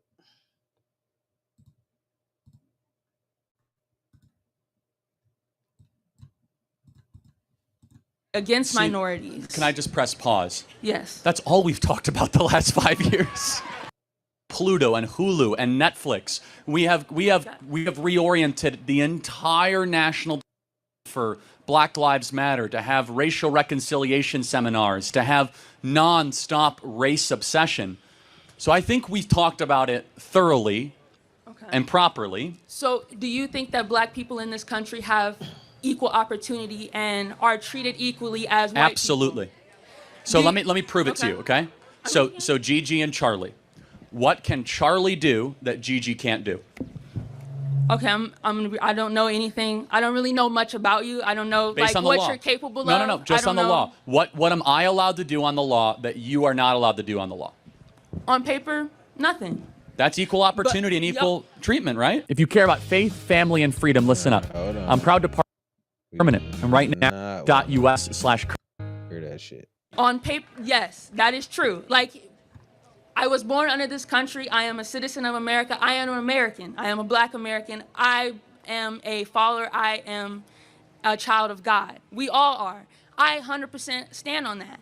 But I think that basically what I'm trying to get at is I feel like in order for us to have these conversations and to keep having these conversations, we need to have a specific platform that we're able to meet each other on the common consciousness of this society. And I don't think we can have these conversations if we do not understand that black people specifically, because I really can't talk about Asians. I'm not Asian. I can't talk about other people of color. But black people in this country specifically have never had the opportunities to bring themselves back up. When you're talking about the destroyment of the black family. That also came with a big. I don't agree with her when she's saying that we don't have the opportunity to bring ourselves back up. I wholeheartedly don't agree with that at all. Chunk of the Reagan administration, which was forever and whatever ago. How is it the government's fault of why dads aren't around? I mean, we could get into the whole, like, the rhetoric of crack babies and crack drug got dealers. it. So, but isn't it a decision to take drugs? Oh, no, 100%. So, and it's a decision to commit crimes. Yes, Okay, so the government didn't do that to them. People No. decided to take drugs. that's true. But do you feel like these populations are All right, so let's dive into it. This is one of those situations on where, you know, I believe this is where like the community and the culture comes into place. Because while I understand the argument that he's trying to make, in this instance, yeah, bro, you're wrong. Because while, yes, you know, you have a choice on whether to take drugs or not, right? But I remember when I was doing a little bit of research, I heard different things from, you know, back then. Because mind you, 80s, I wasn't born. I was born in 93. But the epidemic that was going through back then was, it was an issue when it came to jobs. Now, of course, you still had racial tensions and like we ain't gonna get away from that because we know for a fact that this country at times was straight up racist when the government, all like that, straight like systematic racism, red line, the whole shebang. If you drop drug, and then and another thing too, just like how they arrested, what's my man's name? The white dude that he was the longest serving prisoner in history for a non-violent crime. And he from Detroit, if I'm not mistaken. I know his name, but I cannot forget. Y'all know who I'm talking about. The government had him snitching on people, and then they put him in prison for all that time. And he was a snitch for them. We know that they brought those drugs into our communities. And at a time where it wasn't no jobs, you know, it was economic turmoil. So it was either you was gonna do what? If you seen that you can move some work, what you was gonna do? Move to work in order to feed your family. And then you got people that's taking it, they making it seem like it's a good time, it's a new drug, it's a party drug, and they gonna take it, right? Because we can still ask that same question when it comes to Fenty. Right? Can we ask that? Because now, remember, back then, they also had the whole, if you had the coke, they treated it differently than crack. Because only a certain group had the crack and another group had the coke. But it's the same thing. But yet they was giving out different sentences for it.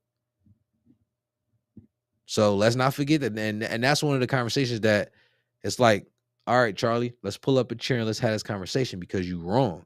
The government was a heavy influence into that because they put it in the community. We wasn't flying over there to Colombia and you know what I'm saying, having the whole process done and getting it back over here. And we weren't doing that. They did that. They had the planes. They had, and then it was to fund a whole nother situation that wasn't even here. It was the fun of war somewhere else. Like what's my man? What Freeway Ricky Ross? And when he even tell his story, he tells that they was giving it directly to him for him to go move it. The government was his connect.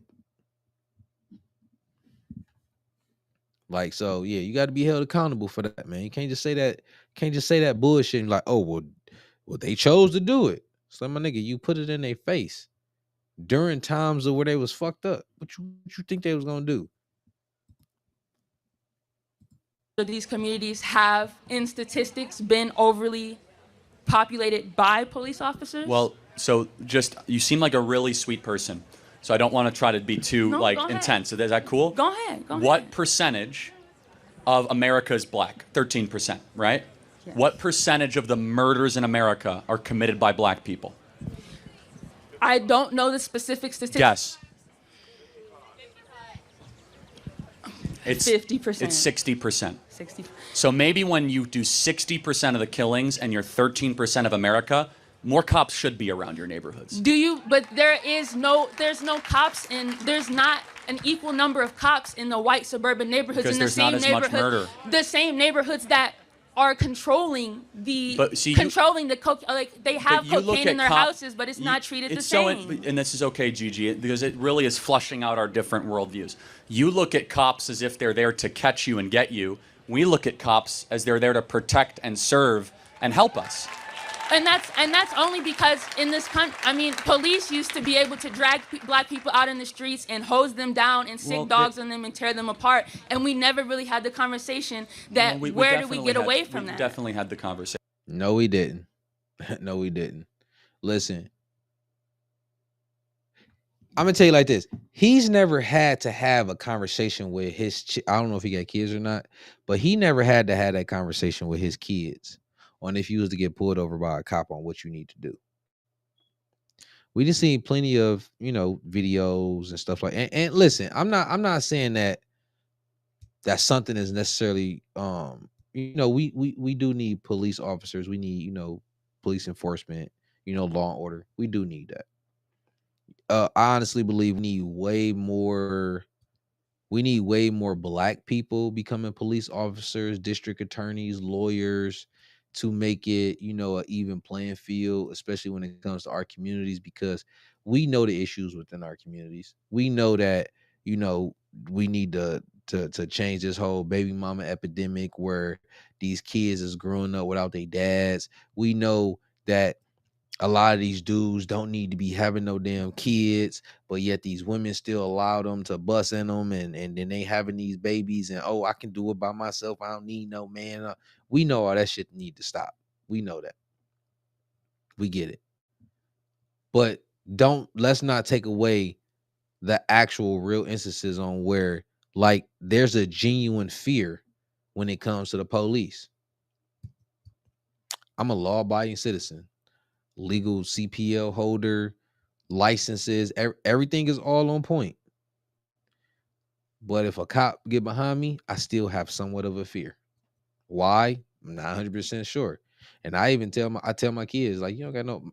Listen, my kids were scared of the cops, and I had to ask. I'm like, why are y'all scared of the police? Because I don't come out and say things like, oh yeah, you need to be scared of the police, or if the police, and mind you, my children are they under the age of 10. I've never once had put a bad taste in their mouth when it came to police or nothing. They instantly feared them, and I couldn't understand why. And I still really don't even understand. Matter of fact, I'm gonna ask them just to see. You feel what I'm saying? But there's a genuine fear. There's a difference between us and them when it comes to certain shit like that. So you can't just sit here and say, take that into account. There needs to be more of our own people policing our areas. You feel what I'm saying? So yeah, so he can't take that away.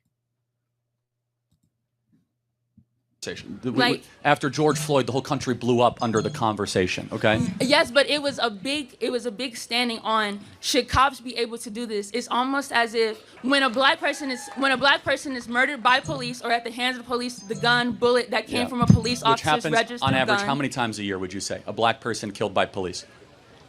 I mean, at one point it was happening Unarmed. at least. Okay, if it was happening at least last year, it was going on about.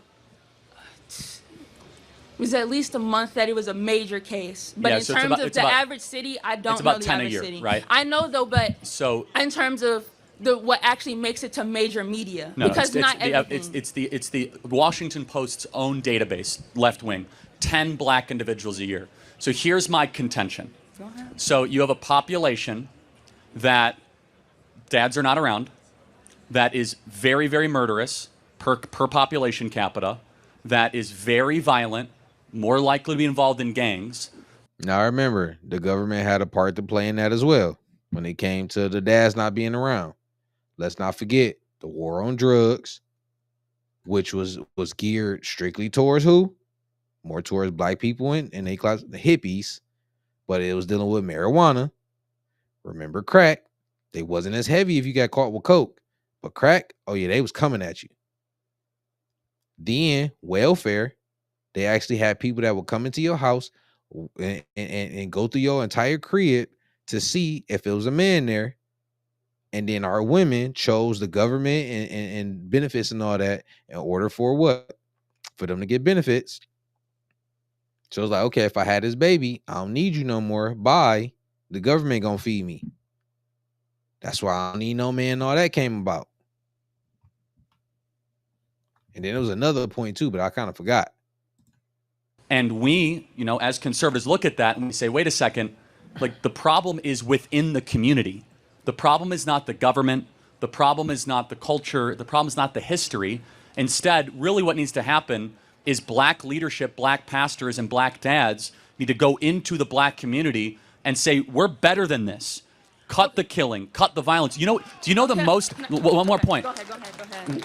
Who is, outside of heart disease and all that, what is the #1 killer of black people in America? I know about like diabetes, but Fellow black people. A black person is far more likely to be killed by another black person than anything else. Black people are a greater threat to their own people than any other community.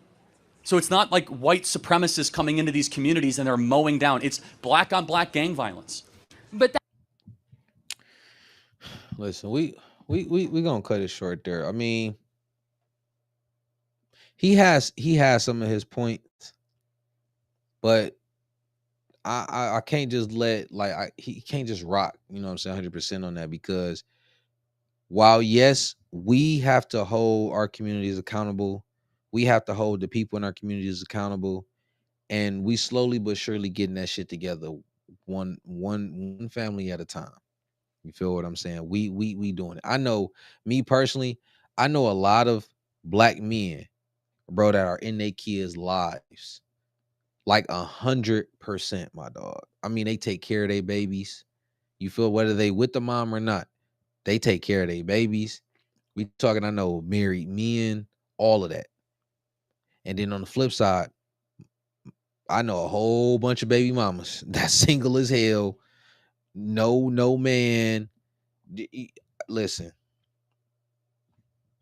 I'm just keeping it a buck. I know the difference, and at the end of the day, like, yeah, we got to get our community together, but another thing we also got to understand too is like we got to get our women together too, because that's really a way, like, how they got to us. You feel me? But we fixing it. But he can't just like scapegoat that shit like that. And that actually, you know what? That is a great segue to the next topic. It's a great segue. I'm glad he even said that. Why? Because let me pull it up, and y'all will see exactly what I'm talking about. Oh man, not my computer freezing. Come on now. Perfect segue. Bam.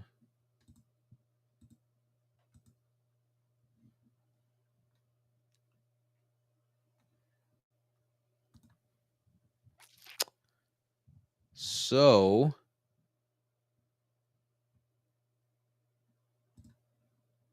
it's taking me right into this one.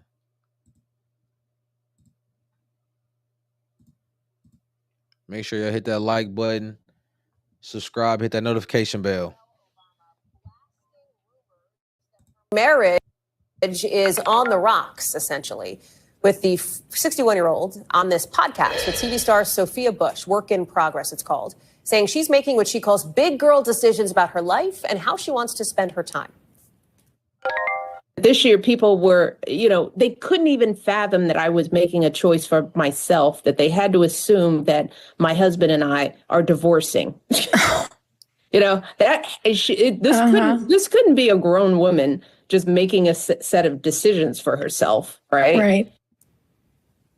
Now, the former First Lady did not mention any specific events, but some of these tabloid rumors started to be fueled after Her husband, Barack Obama, the former president, was seen attending some high-profile events, including former President Jimmy Carter's funeral, President Trump's inauguration, solo. Rahima Ellis is joining us now. What else did Michelle Obama say here? So before they actually even dive into that, right? So just real quick on my take on that, right? But outside of the whole rumors thing, like, it's real crazy because if you really think about it, bro, why is it that Michelle, right?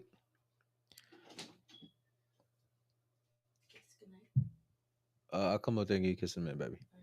Oh, you too, baby. Okay, baby. The one thing that I really don't like about Michelle is, like, it seems like she is, when it comes to Barack and Michelle, why do it seem like they're the first ones to where the woman is really, like, trying to, like, pop out and just be like the face of everything, right? Like right now, Michelle Obama has a podcast, and on her podcast, they talked about, it's her and her brother, and they talked about that Barack had to go talk to her brother in order for her brother to get her on board for him to run for president. So I'm gonna say that one more time. Barack had to go talk to Michelle Obama's brother for him to go talk to Michelle in order for Michelle to support Obama in running for president. Then she's the only one who didn't attend important meetings with the president. Unless y'all knows of some other ones that I don't know about, of course, fill me in. Because if I'm wrong, I'm wrong. I'm cool with that. But why is it that it's always our women that basically just puts us and makes us just look bad? Everybody else's women knows their place. They're in supportive roles. They do certain things where it's like, the dude, you go out there, you handle that. I'm gonna handle everything in the background. You do you, I'm gonna do my part, and we good. Besides her. And I'm not gonna lie, Obama he don't really look like he even got the balls to even stand up and do anything. Like, real talk, he don't. Y'all remember during the presidential elections or whatever, like during the election season, when they had that commercial that came out with Michelle basically telling women that it's okay and they should go against they husbands, or it's okay to go against your husband, and just basically like this whole rhetoric. When the fuck do you come out and tell women that it's okay to go against their husbands? Like, me personally, bro, I'm tired of it. I know y'all got to be tired of it too, because if you really think about it, let's just look at it longevity wise, right? Today, marriages are really going down more and more and more. For the Black community, Black women have only a 1 in 4 chance of getting married. But yet the statistic shows that women initiate the divorce process 80% of the time. 80% of the kids that are being born in our community are only about 20% of the dudes. And 9 times out of 10, they're going to be fatherless because it's a baby mama season or whatever. All of these things that are going on is not promoting family. The data shows that when kids are raised in a single mother household, their chances of going to prison increases drastically. Their chances of being on antidepressant drugs increases drastically. But yet, if you got a single dad, the statistics for the kids are just as good as a 2-parent household. All of these studies shows that the man is what's missing. And then you have a president and his wife She's showing the world that she's getting out of character and she want to go do everything on her own and be this Miss Independent woman. So it's basically saying, yeah, you can have you a man that was president. He's up there. And girl, you can still go out there and do you, be Miss Independent, and he just gotta fall in line. That's not real life. And Obama, it seemed like he don't really got a backbone to stand on. Yeah, you got to support the wife, and he seemed like he's one of the happy wife, happy life. I'm telling you, bro, that shit is not real. That's some bullshit. And when dudes fall into that shit is miserable. That's make men don't even want to get married because it's not even a fear of getting married. It's the fear of divorce. You give your woman all this power, you just getting married to her just for what? Like the price of boxes like decreased like crazy. It's crazy. Like women have put themselves at such a disadvantage by believing the bullshit that other people have been spewing out to them. It's ridiculous. The whole, feminist movement and all like that. And then they get so upset when men grab the microphone and they start talking sense and that shit that actually makes sense. And they got data and statistics to back it up. And it makes sense. Again, I'm gonna say it again. It makes sense. And then they get mad. Because all they do is want to just fucking talk and say stupid shit. But at the end of the day, I got to remember, we still got to move to the future. We still have to get to the end of our times. And when you have people, that's telling you, go against your husband. It's okay to separate. It's okay to do this. It's okay to leave that man, girl. Go them your kids, girl. No. It's like it's really crazy, man. It's really crazy out here.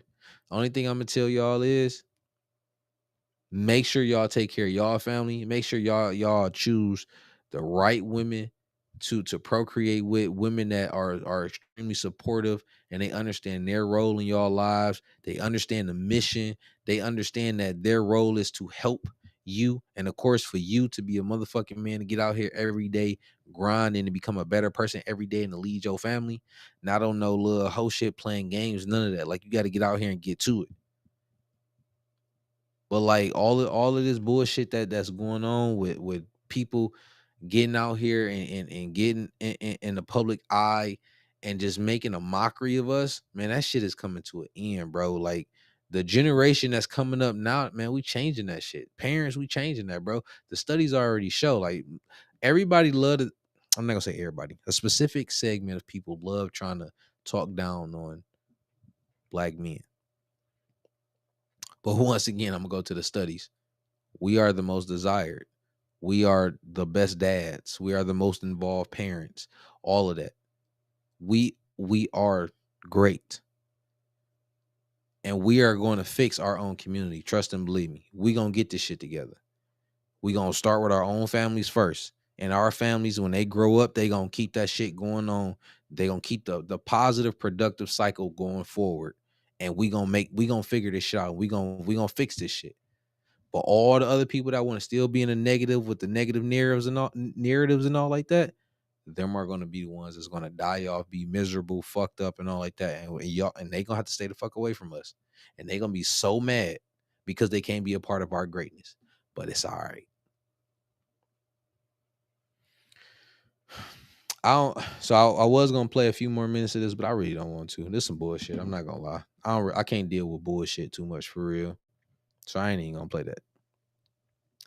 But of course, let me know what y'all think in the comments. As I always say, make sure you hit that like button for the algorithm. Make sure you subscribe to the platform and make sure you hit that notification bell for every time we go live on Fridays at 10 p.m. Y'all gonna get the notification, baby, because we gonna get it cracking. We gonna have that conversation.